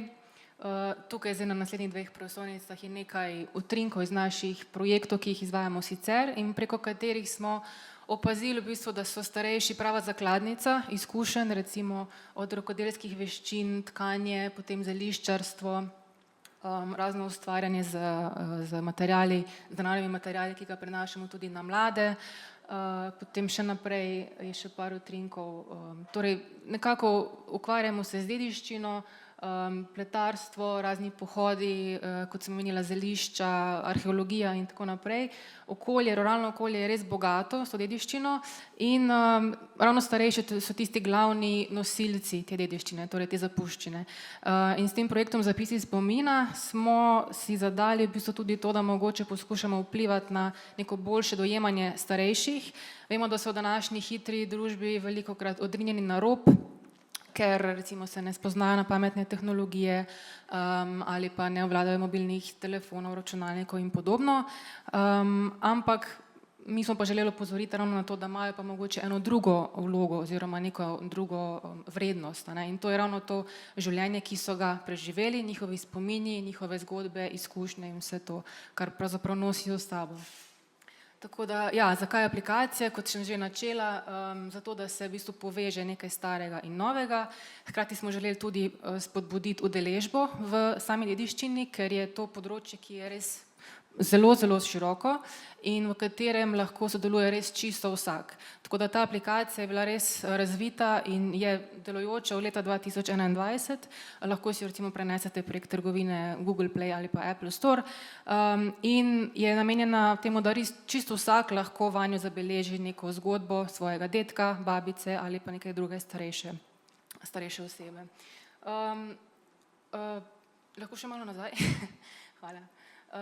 Torej na ta način smo želeli po eni strani, kot sem že omenila, izpostaviti starejše kot nosilce zapuščine, po drugi strani pa tudi omogočiti ta stik med mlajšo generacijo in starejšo. Recimo nek vnuk, vnučka lahko zgodbo svoje babice zabeleži, mlajša generacija uporablja pametne telefone in seveda jim to ni problem, medtem ko starejši pripoveduje in potem v tem stiku pride do tega nekega skupnega momenta, enega takega lepega momenta med generacijami. Hkrati pa je rezultat to, da je torej nek spomin, neka zgodba zabeležena digitalno, kar pomeni, da je to ohranjeno in da ima potem širši krog ljudi, se pravi cela Slovenija, oziroma zdaj so vsebine prevedene tudi že v angleščino, torej v bistvu ves svet ima dostop do teh zgodb in je to nek prispevek iz tega medgeneracijskega stika v skupno zakladnico. In na ta način se seveda tudi prenašajo vrednote med starejšimi in mlajšimi in torej te neke digitalne veščine, da se mogoče tudi starejši malo manj bojijo teh pametnih telefonov in vseh teh novih tehnologij. Tako, zdaj pa lahko naprej, prosim. Potem v bistvu, ko smo že zagnali aplikacijo, ko je že nekaj časa delovala, smo opazili na podlagi povratnih informacij tudi od šol in drugih organizacij, da je to zelo dober učni pripomoček, tako da do danes aplikacijo uporabljajo tudi že v šolah, recimo učitelji pri pouku zgodovine, sociologije in podobnih predmetih, dajo učencem recimo neko nalogo, da potem zabeležijo kakšno zgodbo svojih starih staršev ali pa drugih starejših in na ta način je v aplikaciji do zdaj v bistvu zabeleženih že več kot 400 zgodb, kakšne so zelo, zelo kratke in so pač primerne temu, da jih je zabeležil nek osnovnošolec, kakšne so tudi bolj daljše, recimo kakšni pisni odstavki, kakšni tudi videoposnetki, ampak nam se zdi čisto vsaka res dragocena, ravno zato, ker vpliva, ker pomeni, da je prišlo do nekega medgeneracijskega stika, do katerega sicer morda ne bi prišlo. Je pa v bistvu aplikacija res namenjena vsem, torej vsi, ali so to posnetki, ali teksti, ali karkoli se vanjo nalaga, ni mišljeno, da je to nek profesionalni prispevek, ampak res je namenjena laikom, širšemu krogu, tako da važno je samo, da se te zgodbe beležijo in da prihaja do teh medgeneracijskih stikov. Tako, zdaj to sem v bistvu že nekako vse omenila. Aplikacija je, če lahko še en slajd naprej, v letu 2022 smo dobili nagrado Sveta Evrope in Evropske komisije kot eno najbolj inovativnih pobud na področju dediščine in v letošnjem letu pa tudi nagrado filantropije za najmedgeneracijski projekt, na kar smo seveda zelo ponosni. Hkrati lahko omenim še, da v bistvu vsako leto, zdaj že letos 4. leto zapored, smo v drugi polovici marca izvedli tako imenovano vseslovensko akcijo beleženja spomina. Takrat ponavadi pozovemo res zelo širok spekter deležnikov, od šol do organizacij, do ljudskih univerz, društev, res širok spekter, tudi posameznike, da se v tistih 2 tednih, torej v drugi polovici marca, bolj angažirajo in takrat okrepljeno beležijo te zgodbe. In na ta račun se je danes v aplikaciji, kot sem omenila, že več kot 400 zgodb.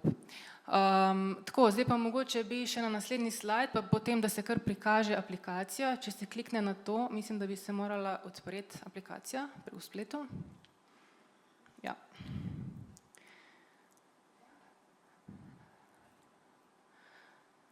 To je to, v bistvu je na voljo tako prek URL naslova ali pa tudi prek teh trgovin, da se jih lahko prenesete na pametne telefone. In to so v bistvu zgodbe, ki so že zabeležene, prihajajo iz vseh slovenskih regij, tudi iz tujine in iz zamejstva. Lahko omenim še to, da sta nam pri samem razvoju aplikacije pomagala kot partnerja Slovenski etnografski muzej in pa Park Škocjanske jame s svojimi strokovnimi znanji, sploh z področja popisovanja, torej tega terenskega dela, kot tudi samega razvrščanja spominov, zgodb v določene zvrsti in podzvrsti, kot določa pravilnik na nacionalni ravni. Tako da te zgodb je ogromno, vabljeni, da si jih pogledate, preberete, poslušate, mogoče tudi sami zabeležite kakšno, če poznate kakšnega starejšega, ki ima veliko zanimivih spominov. Načeloma, kar opažamo pri našem delu, je, da se nam še ni zgodilo, da starejši ne bi želeli prispevati neke zgodbe, nekako jim je najbolj naravno, da pač v tej jeseni življenja pripovedujejo vsem tem, kar so doživeli. Torej, njim je to res nek tak čisto naraven način bivanja in večinoma, oziroma lahko bi rekla v 100% so zelo veseli, da jih sploh kdo posluša, da jim kdo prisluhne in da se v bistvu ta njihova zgodba, njihova življenjska pot, pa če tudi je to spomin na, ne vem, kako so nekoč pešačili v šolo kilometre in kilometre, res take preproste zgodbe, da se to valorizira in da to nekako dobi mesto v tej današnji družbi kot pač nek zaklad iz preteklosti. Tako da toliko. Če so še kakšna vprašanja, pa potem z veseljem še po panelu. Hvala.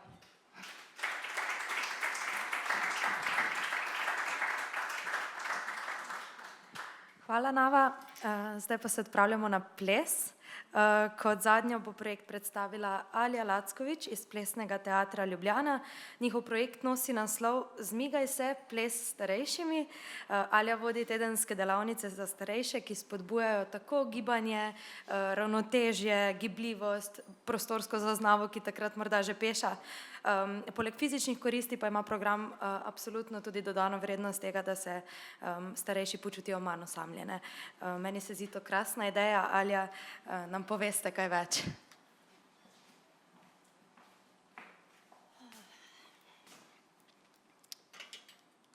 Dober dan. Jaz sem primarno plesalka, nisem to govorka, ampak se bom potrudila. V glavnem pozdravljeni, dragi poslušatelji. Moje ime je Alja Lackovič in danes bi z vami delila par primerov aktivnosti, ki jih znotraj Plesnega teatra Ljubljana organiziramo in razvijamo za starejše deležnike, torej osebe nad 65 letom starosti. Zelo na kratko bi najprej omenila, da je Plesni teater Ljubljana primarno produkcijsko gledališče, ki razvija projekte, ki v najširšem pomenu izraza zajemajo gib in ples. Vzporedno s produkcijskimi formati pa se znotraj organizacije razvijajo tudi dejavnosti, ki tako segajo na področje kulturno-umetnostne vzgoje in tudi izobraževanja, pa nekako bi rekla tudi zdravja in socialne varnosti. Torej, dava kar naprej slajd, prosim. Evo. Danes vas bom na kratko popeljala skozi sklop aktivnosti pod skupnim imenovalcem Modreci.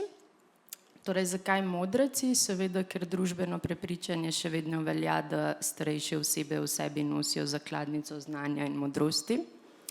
Primarno so Modreci v Plesnem teatru Ljubljana obiskovalci plesnih delavnic, ki se že 10 let odvijajo vsak teden v jutranjih urah v prostorih našega teatra. Delavnice vodijo različni mentorji z področja plesne umetnosti, torej pedagogi, koreografi in razni plesalci. Zadnja 3 leta sama vodim organizacijo in koordinacijo delavnic ter s tem v bistvu tudi zelo aktivno spremljam skupino. Naj na tej točki še enkrat poudarim, da sama nisem strokovnjak z področja gerontologije, ampak delujem kot plesalka in performerka, zato bom zdaj v naslednjih nekaj minutah predstavila svoja lastna opažanja in stališča. Kot nekdo, ki redno vodi delavnice in vabi druge lokalne umetnike, da delajo skupino starostnikov na področju giba, lahko najprej rečem, da je potreba po tovrstnih vsebinah vsekakor opazna. Namreč v zadnjih 3 letih je skupina rednih obiskovalcev delavnic narasla iz povprečno 8 na kar 14. Starost uporabnikov se giblje med 65 letom starosti in 83 letom starosti. Tukaj je pomembno mogoče malo poudariti, da gre za kar veliko razliko v fizičnih sposobnostih vsakega posameznika, kar predstavlja kar izziv za mentorja, ki pripravlja delavnico, kako torej vključiti vsakega obiskovalca. Torej, osnova vsake delavnice je telesno ogrevanje, kjer gre ponavadi za sklop vaj, ki krepijo mišični tonus in pospešijo delovanje kardiovaskularnega sistema. Nato sledi sistem vaj, ki spodbujajo motorične sposobnosti. Del delavnice je namenjen pomnjenju koreografije in vsezadnje v zadnjem delu delavnice obiskovalci dobijo prostor tudi za razvoj lastne kreativnosti skozi vodeno improvizacijo. Pri vseh rednih obiskovalcih gre opaziti izboljšanje motorične sposobnosti, izboljšano ali vsaj isto kapaciteto pomnjenja in izvajanja določenih sekvenc gibov, izboljšano držo, povečano gibljivost sklepov in povečano prostorsko zaznavo. Damo kar naprej, prosim. Slajd.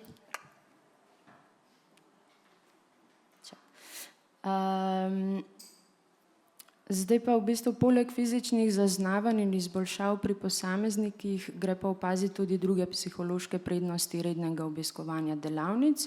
Udeleženci začutijo del pripadnosti in socialne vključenosti tako tudi v poznih letih, kar pozitivno vpliva na njihovo duševno zdravje in v bistvu zmanjša občutek osamljenosti, ki je v bistvu neka, po mojih osebnih opazkah, največja tegoba, ki preti starejšo populacijo. Torej, delavnice ne predstavljajo udeležencem le tedenske rekreacije, temveč tudi tedensko druženje in ohranjanje živih stikov. Tako da zdaj na tej točki bi vam pokazala eno video reportažo čisto na kratko, da dobite predstavo, kaj delamo in kako to izgleda.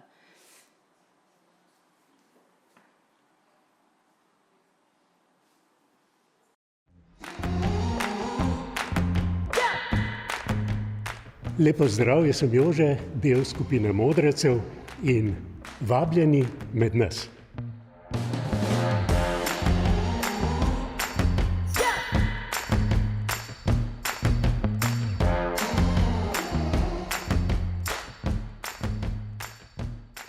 Modreci so ljudje z veliko življenjskimi izkušnjami. In naše modrece so izkušnje naučile, da je gibanje zelo pomembno. Gibanje v plesnem koraku pa še toliko bolj prijetno. To so plesalke in plesalci v najlepših zrelih letih in že nekaj let obiskujejo moderni ples v Plesnem teatru Ljubljana. Ples oziroma gibanje je dejavnost, ki meni se zdi, da zaobjame res kompleksno telo v vseh segmentih, od uma do zadnje mišice. In to je to, kar rabimo posebej mi s tem emšom, da na nek način ohranjamo to našo vitalnost v čim kasnejše obdobje. Mislim, da je za starejšo generacijo, ko govorijo poleg hoje, seveda, ples najbolj pomembna rekreacija. In uživam v tem, uživam s svojimi prijatelji, uživam z odlično mentorico Aljo, ki jo zelo spoštujem in jo imam zelo rada. Jaz imam s to skupino super, mene v bistvu tudi že kar nekaj časa. Ok, gremo na naslednji slajd. Zdaj v nadaljevanju predstavitve bi vam na kratko rada pokazala samo par primerov vključevanja starostnikov tudi v produkcijske formate kot v bistvu nastopajoče. Znotraj Plesnega teatra Ljubljana že vrsto let poskušamo v priložnostih redne obiskovalce delavnic tudi vključevati v predstave, kjer v bistvu dobijo zelo pomemben vpogled v potek profesionalnih procesov znotraj umetniškega področja. Poleg tega pridobijo tudi izkušnjo sodelovanja z lokalnimi in mednarodnimi plesnimi umetniki. Poleg prej naštetih vseh psihofizičnih prednosti, ki jih je moč opaziti pri starostnikih, ki se redno udeležujejo gibalnih delavnic, gre pri javnem nastopanju tudi za oblikovanje in negovanje v bistvu samozavesti in zaupanja samega vase. Tukaj bi poudarila, da ne gre zanemariti niti dejstva, da z vključevanjem nenormativnih teles v plesne predstave, in tukaj seveda mislim na starostnike, spreminjamo tudi nekako ustaljeno percepcijo plesne umetnosti in vzgajamo na novo publiko, ker je v bistvu starost tema, s katero se vsakdo lahko poveže. Tako da zdaj v bistvu samo na kratko ne bi šla vse pogledati, ampak tule na sliki lahko vidite tri naše redne obiskovalke iz predstave Stičišče srečanj.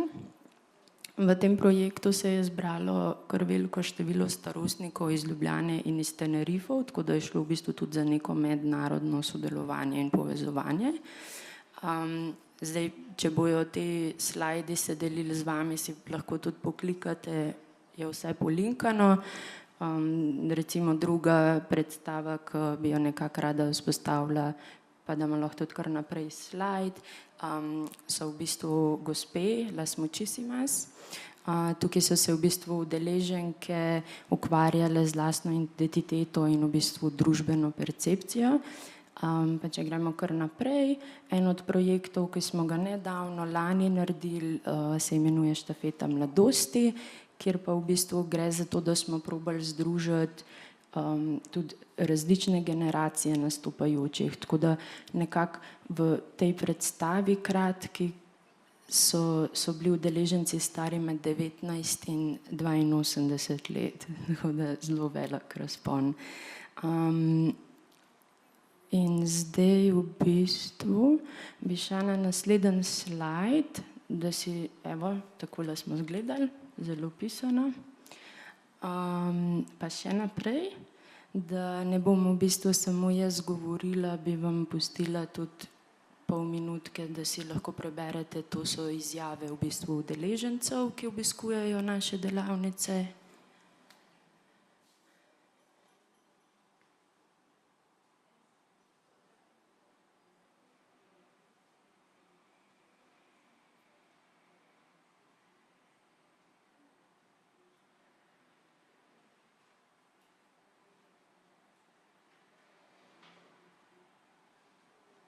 Pa gremo naprej.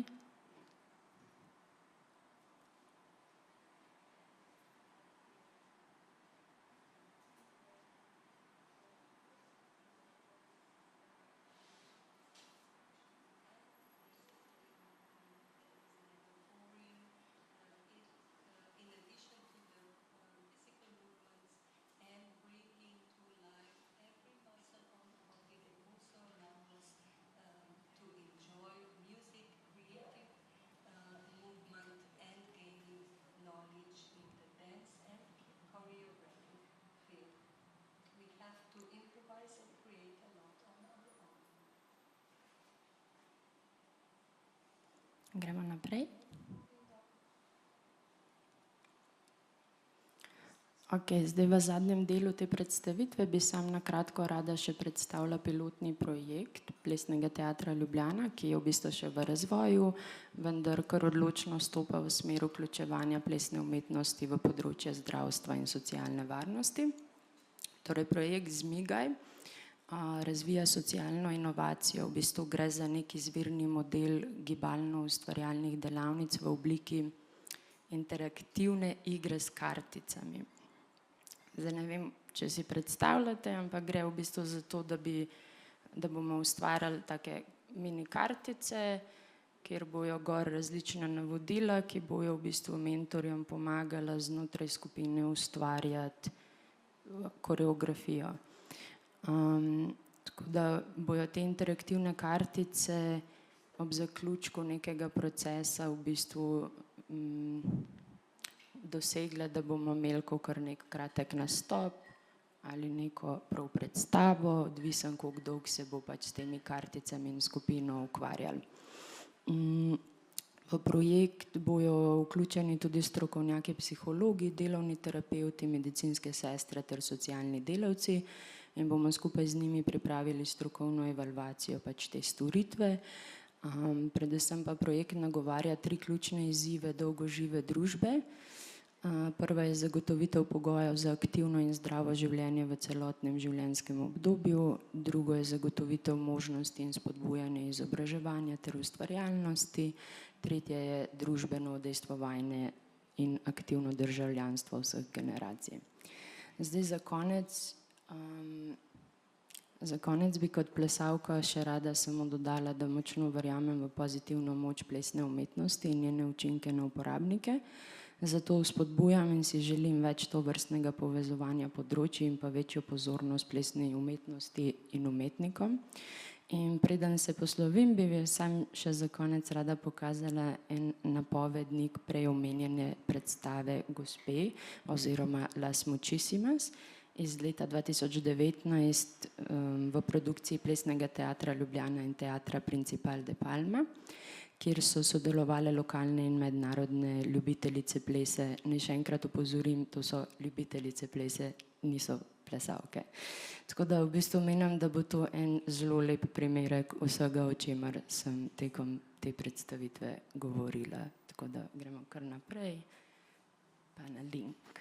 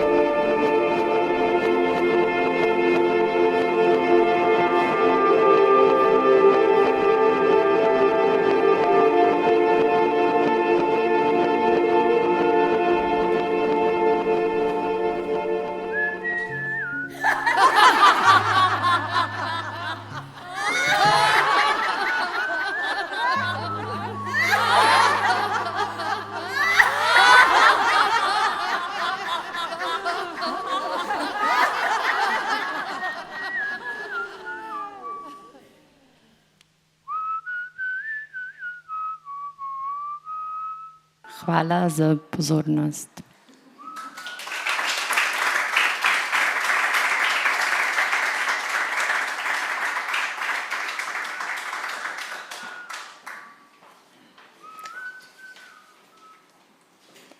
Tako, s tem zaključujemo prvi del naše okrogle mize. Najlepše se zahvaljujem vsem govorkam, govorcem, vsem predstavitvam, ki so, mislim, da lahko rečem v imenu vseh, da so bile zelo navdihujoče in pa da smo se vsi kaj novega naučili. Zdaj pa je čas za refleksije, da vse, kar smo videli, dopolnimo še z razmisleki. Zato na oder vabim Natašo Novak, Vida Lenasija, se opravičujem, Alenko Vidrih in pa Teo Kosmač, če se mi lahko tukaj pridružijo. Pa ne, bom. Hvala. Kar izvolite. Bo tako najlažje. Zdaj v bistvu smo želeli, da se še mogoče nekoliko preselimo v slovenski prostor, da vidimo, kako se vsa ta kultura implicira v slovensko zdravstvo. Zato bi morda k refleksiji najprej povabila Natašo Novak in Vida Lenasija kot koordinatorja obravnave v skupnosti iz Centra za socialno delo Severna Primorska in pa z Centra za socialno delo Ljubljana Vzhod. Najprej sta menda nekaj pripravila, potem pa morda še kakšno vprašanje in pa morda debata malo kasneje. Lahko. Ali pa tako. Hvala. Koliko časa pa imamo za predstavitev? Skupaj. Ok. Zelo na hiter pol. Mi da bova v bistvu predstavila delo Centra za socialno delo, kakor ste omenili, naloga obravnave v skupnosti. Mogoče čisto zelo na kratko zakonodaja. Z zakonom v duševnem zdravju leta 2009 se je ta naloga začela izvajati na centrih za socialno delo in se pravi v Sloveniji po različnih centrih nas deluje 26 koordinatorjev. V zakonom v duševnem zdravju so predvidene različne naloge in obravnava v skupnosti je ena izmed njih in v primerjavi z ostalimi nalogami, oziroma z javnimi pooblastili že je ta obravnava v skupnosti res usmerjena v uporabnika in v izraz njegove svobodne volje. Naloga koordinatorja je to, da v bistvu ustvari z njim individualni načrt in ga spremlja v domačem okolju, se pravi podpora v domačem okolju, ko uporabniki ne potrebujejo več psihiatričnega zdravljenja, ne potrebujejo nadzorovane obravnave, potrebujejo pa neko pomoč pri vsakdanjem življenju in pri psihosocialni rehabilitaciji. Zato je zelo pomembno in bistvo obravnave v skupnosti, da uporabnik pisno privoli v obravnavo, se pravi, tukaj ne gre za nek sklep sodišča, nekaj, kar bi bilo naloženo, kar mora uporabnik slediti. Tukaj gre za prostovoljno sodelovanje in to je izjemno pomembno zaradi tega, ker velikokrat naši uporabniki so v nekem zdravstvenem sistemu, kjer jim jemljejo glas, velikokrat ne morejo odločati o svoji usodi in zdaj s to obravnavo pa mi želimo okrepiti tisti njihov samostojni del, ki ima cilje, ki ima želje, ki ima voljo, in mu poskušamo dati glas. Posebnost obravnave v skupnosti je to, da koordinatorji, se pravi, najprej naredimo načrt, potem skličemo tim, to je multidisciplinaren tim, kjer je tudi psihiater od našega uporabnika, še ena socialna delavka in potem še drugi pomembni deležniki lokalne skupnosti, ki so za uporabnike pomembni.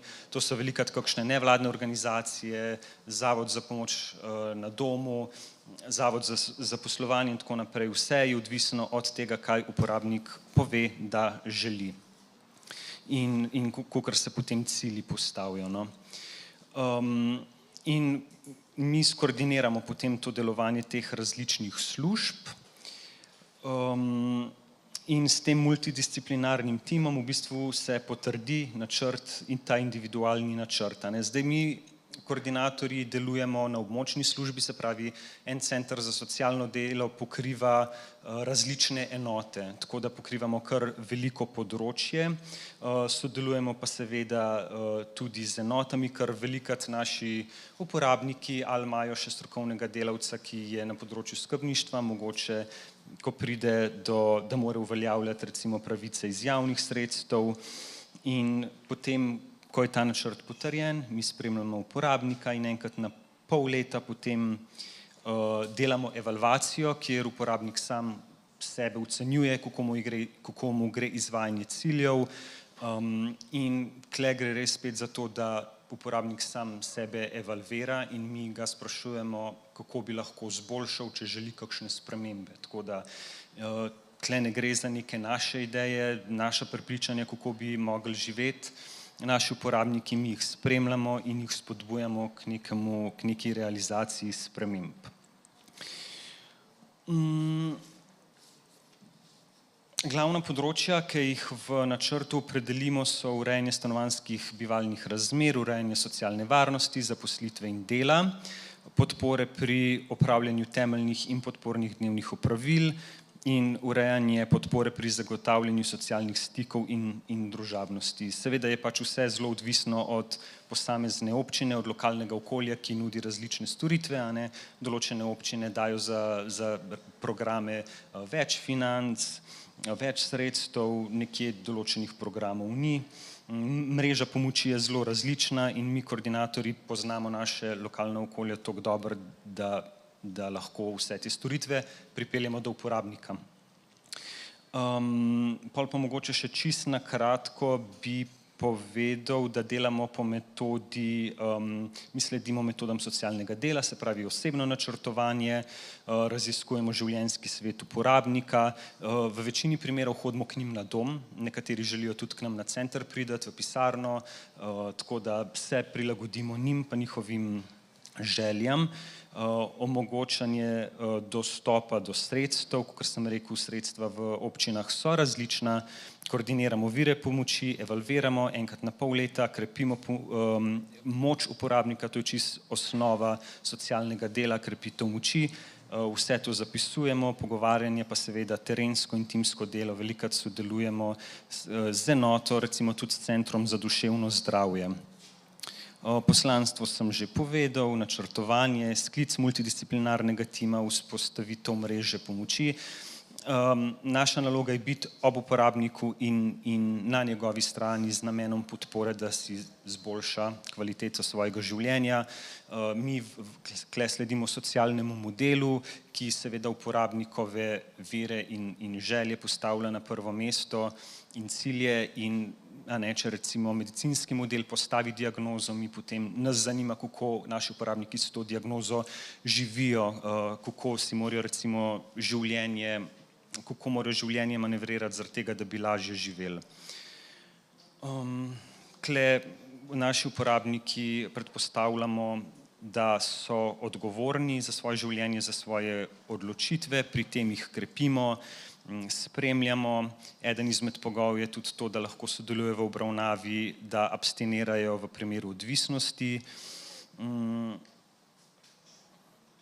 Ja, in še to, kakor 16 regijskih centrov socialno delo, ima 27 strokovnih delavcev, to smo mi koordinatorji obravnave v skupnosti. Od leta 2009 se izvaja ta program, v letu 2023 smo pa podprli 1203 ljudi, da živijo samostojno in da to, če si predstavljate, če poznate posebni socialno-varstveni zavod Hrastovec, to je približno za 2 Hrastovca, tako da kar veliko število ljudi. Hvala. No, da jaz nadaljujem s prakso, s praktičnimi vidiki, od kje izhajamo in kako začenjamo.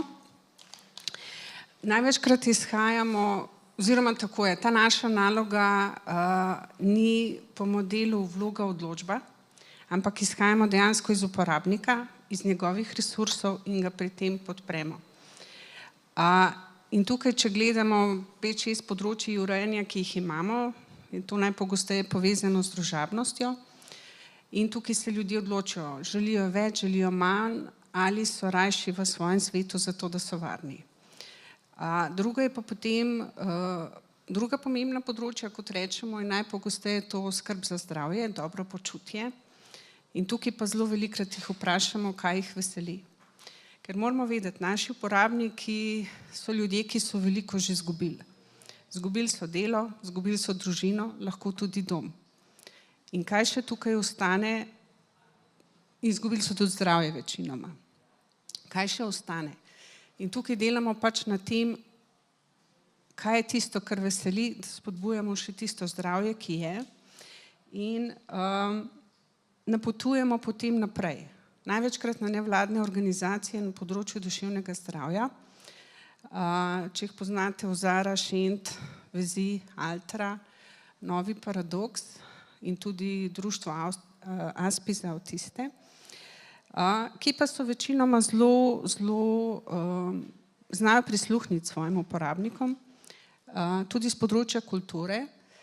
To pomeni, da ali organizirajo, ali povabijo goste, ali kakorkoli ponudijo možnosti, da so literarne delavnice, bobnarske delavnice, fotodelavnice, slikarske kolonije in podobno. In izdajo tudi svoje revije, kjer lahko ljudje svoje izdelke objavijo. Zelo je pa tudi odvisno, kje živimo. Zdaj v Ljubljani je zelo veliko priložnosti in raznih aktivnosti, kakor danes slišim. Jaz, ko prihajam z Nove Gorice, imam pa na ruralnem območju zelo malo možnosti. V Gorici že lahko ponudim, ne. Tisti, ki so pa v Posočju, pa kaj ostane na vasi, ne. Ostane cerkev in cerkvene dejavnosti. Potem je pa zelo odvisno, no. Ene vasi imajo zelo kakšne svoje specifike, ali so ustvarjalci iz gline, ali krasijo z rožami svojo vas, ne, najlepša slovenska vas. Potem vsi poznamo razne, semenj mi rečemo, semenj, ki je povezan s kulinariko in spet družabnostjo. Potem so pa še kakšni letni kulturni dogodki, ali se je to veselica, ali je prikaz tradicionalnega dela, naprimer mušje dirke so pri nas. Potem so tudi kosti in kosice tekmovanje, pa maškare. Tako da tukaj je zelo odvisno. Če pa gledam izvajalci, in če izhajam iz sociale, imamo največ nevladnih organizacij. Zdaj omejena sem na področju duševnega zdravja. Če pa ljudje rečejo, ne vem, odvisno, kaj jih zanima. Ene zanima umetnost ali pa kulturno udejstvovanje, eni so pa bolj za šport. Tako da tukaj tudi usmerjamo potem. Pa imamo CSD-ji itak programe še za otroke. Za starejše so zdaj nekje prešli na domove upokojencev.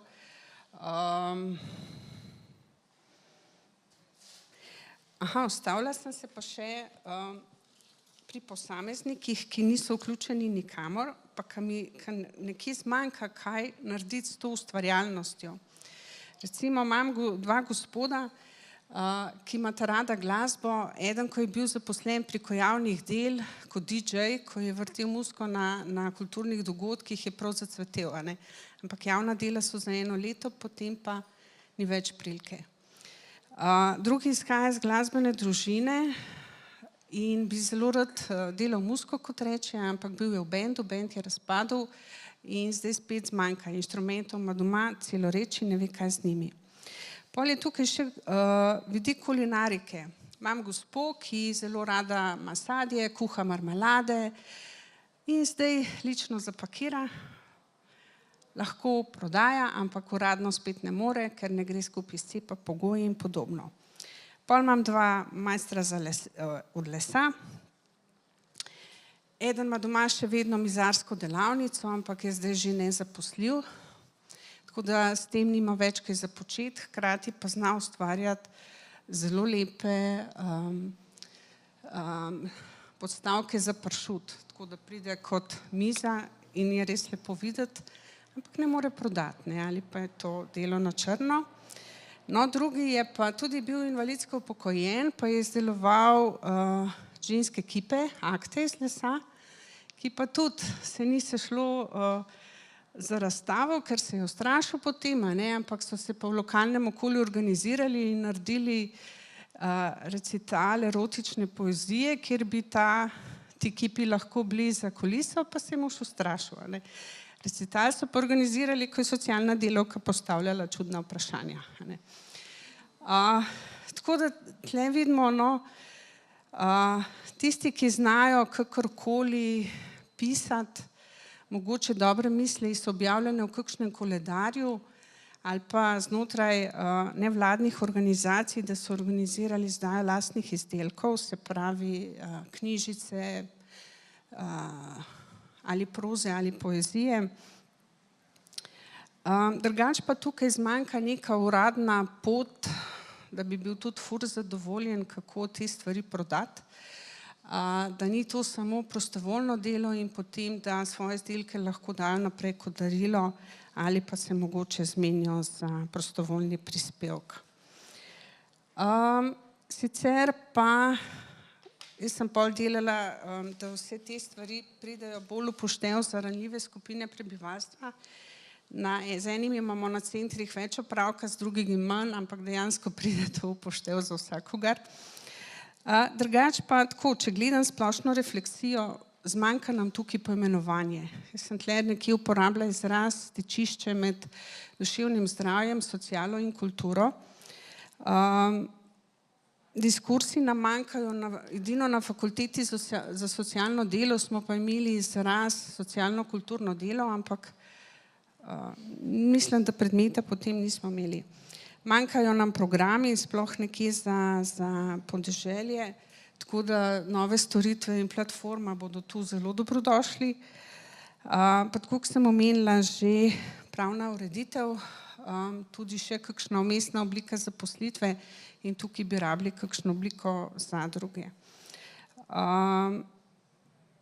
Ja, pa če navežem še na prostovoljstvo, no, zdaj v Gorica smo mesto kulture, prestolnica kulture letos, tako da na samo temo kulture je dogodkov polno, pa tudi prostovoljstva za pomagati pri organizaciji, tako da, če imamo kdaj dovolj, imamo letos. Pa predajam besedo. Ja, hvala lepa. Je kar veliko možnosti, za sodelovanje. Ja, jaz prihajam iz pedagoške fakultete in sicer bolj kot pedagoška fakulteta, mogoče bi bilo treba, je bolj pomemben povedati, da v bistvu skrbim za študijski program Pomoč z umetnostjo, ki se pa od 70 let naprej, to je področje umetnostne terapije, pomoči z umetnostjo, ki je malo širši pojem, se pa tako od 50 let naprej ukvarjamo pa od 70 nekje, odvisno od sistema v državi, odvisno od stopnje razvoja, zavesti družbe in tako naprej. To je področje, kjer je prav stičišče med umetnostjo, psihologijo, psihoterapijo, socialno delo, se pravi, integracija različnih področji, ki poglablja 4 različne discipline in vsaka od teh disciplin je pač bazira v umetnosti. Se pravi, pomoč z umetnostjo je študijski program, kamor prihajajo običajno ljudje, ki ali so socialno delo opravili, ali so pedagogi, socialni pedagogi, psihologi, psihoterapeuti. Kaj imamo še, Saša, s kere smeri si ti prišla? Ok, ja, seveda smo tudi umetniki, ki prihajamo z področja umetnosti, pa etnologija, pa skratka, res je stičišče različnih ljudi, različnih znanj, zato je zmeraj pravim, zmeraj se še razvija, zmeraj je še potencial, z vsakim človekom, ki na novo pride, vstopa na področje pomoči z umetnostjo, z vsakim prihaja neka nova metoda, nov model, ki ga posameznik razvije glede na svoj background. Se pravi, tole je mogoče pomemben povedati, da pravzaprav, da je prišlo do tega, da je takšna globalna pozornost usmerjena v umetnost in njen potencial pomoči, podpore družbi, posamezniku, je prav umetnostna terapija tista, ki je leta in leta, desetletja delala študije, zbirala študije, da je lahko dokazala, kaj pomeni v bistvu umetnost za posameznika in družbo. Tako da se mi danes zbiramo tukaj in vse okrog, prav zaradi teh nekih študij, a ne, saj veste, da brez znanosti ni nič, a ne, zmeri šele znanost tista, ki reče, aha, za zdravje je dobro migati, ne. Ni dosti, da mi vemo znotraj sebe, a ne, da je za zdravje dobro migati, da je za zdravje dobro brati, se ukvarjati z raznimi stvarmi, ki ti nekako senzibiliteto izboljšajo, ne, poglabljajo, ki ti ponujajo refleksijo, ampak zmeraj je pač zadnja tista znanost, ki v bistvu nas kompletno družbo premakne, a ne. Tako da to je en področje, kaj naj rečem, welcome, a ne.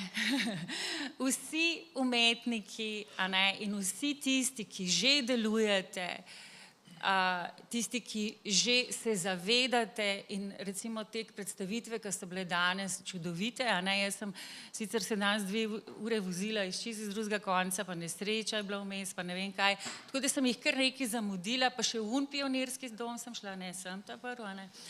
Tako da sem prišla na ta zadnjo, pa je bila tudi kar zelo močna, ne, se pravi plesni teater je bil, ne, predstavitev, ja. In jaz vse te stvari že spremljam praktično 30 let, trkam na vrata, trkam na ministrstva in trkam na ministrstvo za kulturo in na ministrstvo za socialno delo, zdravje in tako naprej, a ne. Tako da super je, končno je družba se zbudila, a ne. Se pravi, končno se lahko povežemo in rečemo, umetnost je nekaj, v kar je vredno vlagati, pri majhnih, pri odraslih, pri najstarejših, vse povsod, kar smo videli tudi primere, a ne. Manjka nam samo povezovanja.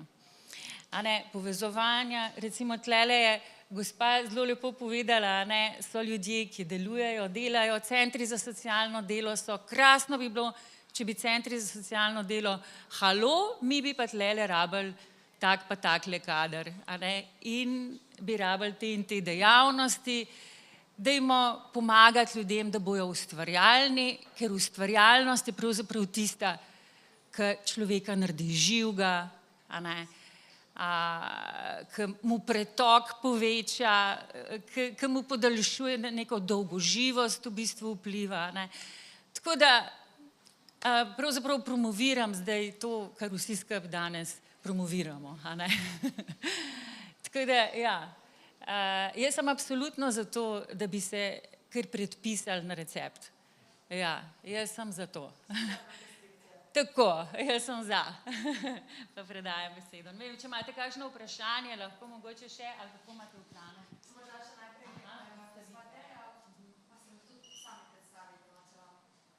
Lahko. Sem prej zaznala, da ste hoteli nekaj povedati. Ampak smo tako, a ne, zgovorni, da vam ne damo besede.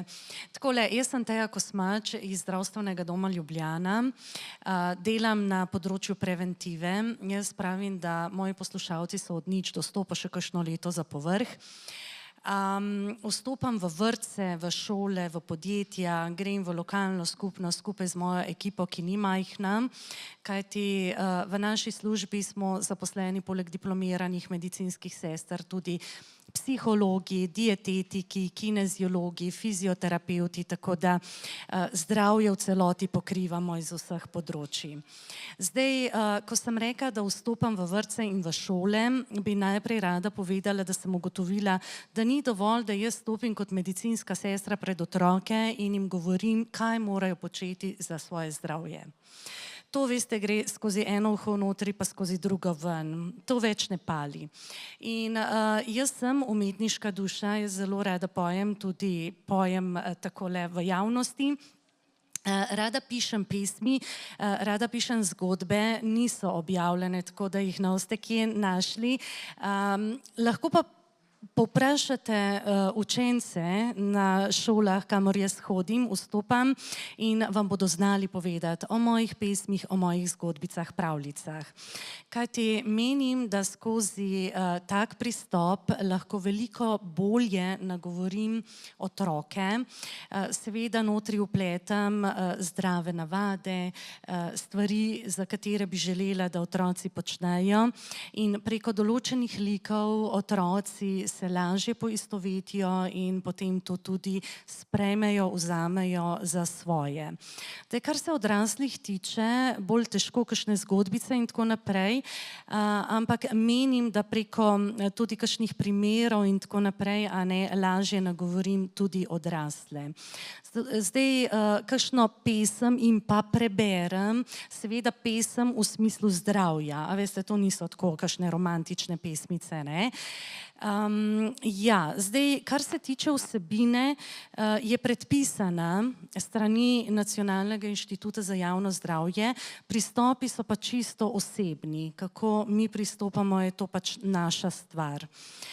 Tako da umetnost je ena stvar, ki jo je zelo dobro uporabiti pri tem našem delu, moram pa priznati, da nas ni prav veliko, ki to počnemo na tak način. Zdaj, kar se odraslih tiče, imamo določene delavnice, ki so zelo dobro obiskane, in sicer delavnice o zdravem načinu življenja, o dejavnikih tveganja, potem so delavnice iz področja psihoedukativnih, a ne, pristopov, se pravi tehnike sproščanja, spoprijemanje s stresom, potem spoprijemanje z tesnobo in depresijo, tega je zelo veliko, in na začetku moram reči, da smo zelo težko prodrli do ljudi, ker ljudje so se težko odzivali na teh področjih, a veste. Ampak čim smo rekli, gledajte, majhne skupine, ni kartoteke, ni beleženja, ampak je osebni. No, danes je rahla čakalna doba za te delavnice. Potem imamo delavnice na področju gibanja, zdrave prehrane, skratka, resnično smo pokriti iz vseh področji zdravega načina življenja. Želela bi si, da bi čisto vsi ljudje vedeli za te delavnice in ko bi jih potrebovali, bi vedeli, da se lahko obrnejo na nas. Zdaj, za krajše delavnice ne potrebujejo nobene napotitve, samo pokličejo in mi se dogovorimo. Za daljše delavnice, tam, ker je pa malo daljši, a ne, časovni pristop, tam pa je potrebna napotitev strani osebnega zdravnika ali pa diplomirane medicinske sestre iz splošne ambulante, ampak gledajte, to je zgolj en papir, to ni taka napotitev kot recimo na sekundar za specialista in nikoli nihče ne komplicira, tako da vedno se lahko najdemo, če je želja in če je potreba. Toliko jaz bi na kratko, da ne bom predolga, ker mislim, da tudi predolgo že sedijo ljudje, a ne. Mi pravimo, po pol ure bi morali malo vstati, a veste, pa se pretegniti in poslušati stoje. Tako da, zdaj pa, če bo še kakšna razprava, kakšno vprašanje. Ja, morda čist, da naredimo povzetek. Torej, pri vas je želja, da bi ljudje vedeli za delavnice, pri vas, da bi pomoč z umetnostjo dobili na recept, tukaj pa si želite tudi dovolj dejavnosti, kamor bi ljudi lahko usmerili. Morda na hitro, organizatorji so me opozorili, da smo porabili ves čas, ki smo ga imeli za vprašanja. Vprašanj imam, lahko vam pokažem 2 strani, pa je časa zmanjkalo. Zato morda je to priložnost, da vas povabim na kozarček vina in pogostitev, pa da mogoče debato nadaljujemo v bolj neformalnem vzdušju. Tukaj je ta organizator, ki nas preganja. Ja, je pa morda dovolj samo še to, Ivan, da povem, da je projekt CARE sofinanciran strani Evropske unije. Projekt Kultura za duševno zdravje pa podpira Ministrstvo za javno upravo Republike Slovenije v okviru javnega razpisa za razvoj in profesionalizacijo nevladnih organizacij in prostovoljstva 2024. To je z moje strani vse. Hvala za pozornost. Želim vam zelo prijeten večer. Lepo se mi je bilo družiti z vami. Hvala.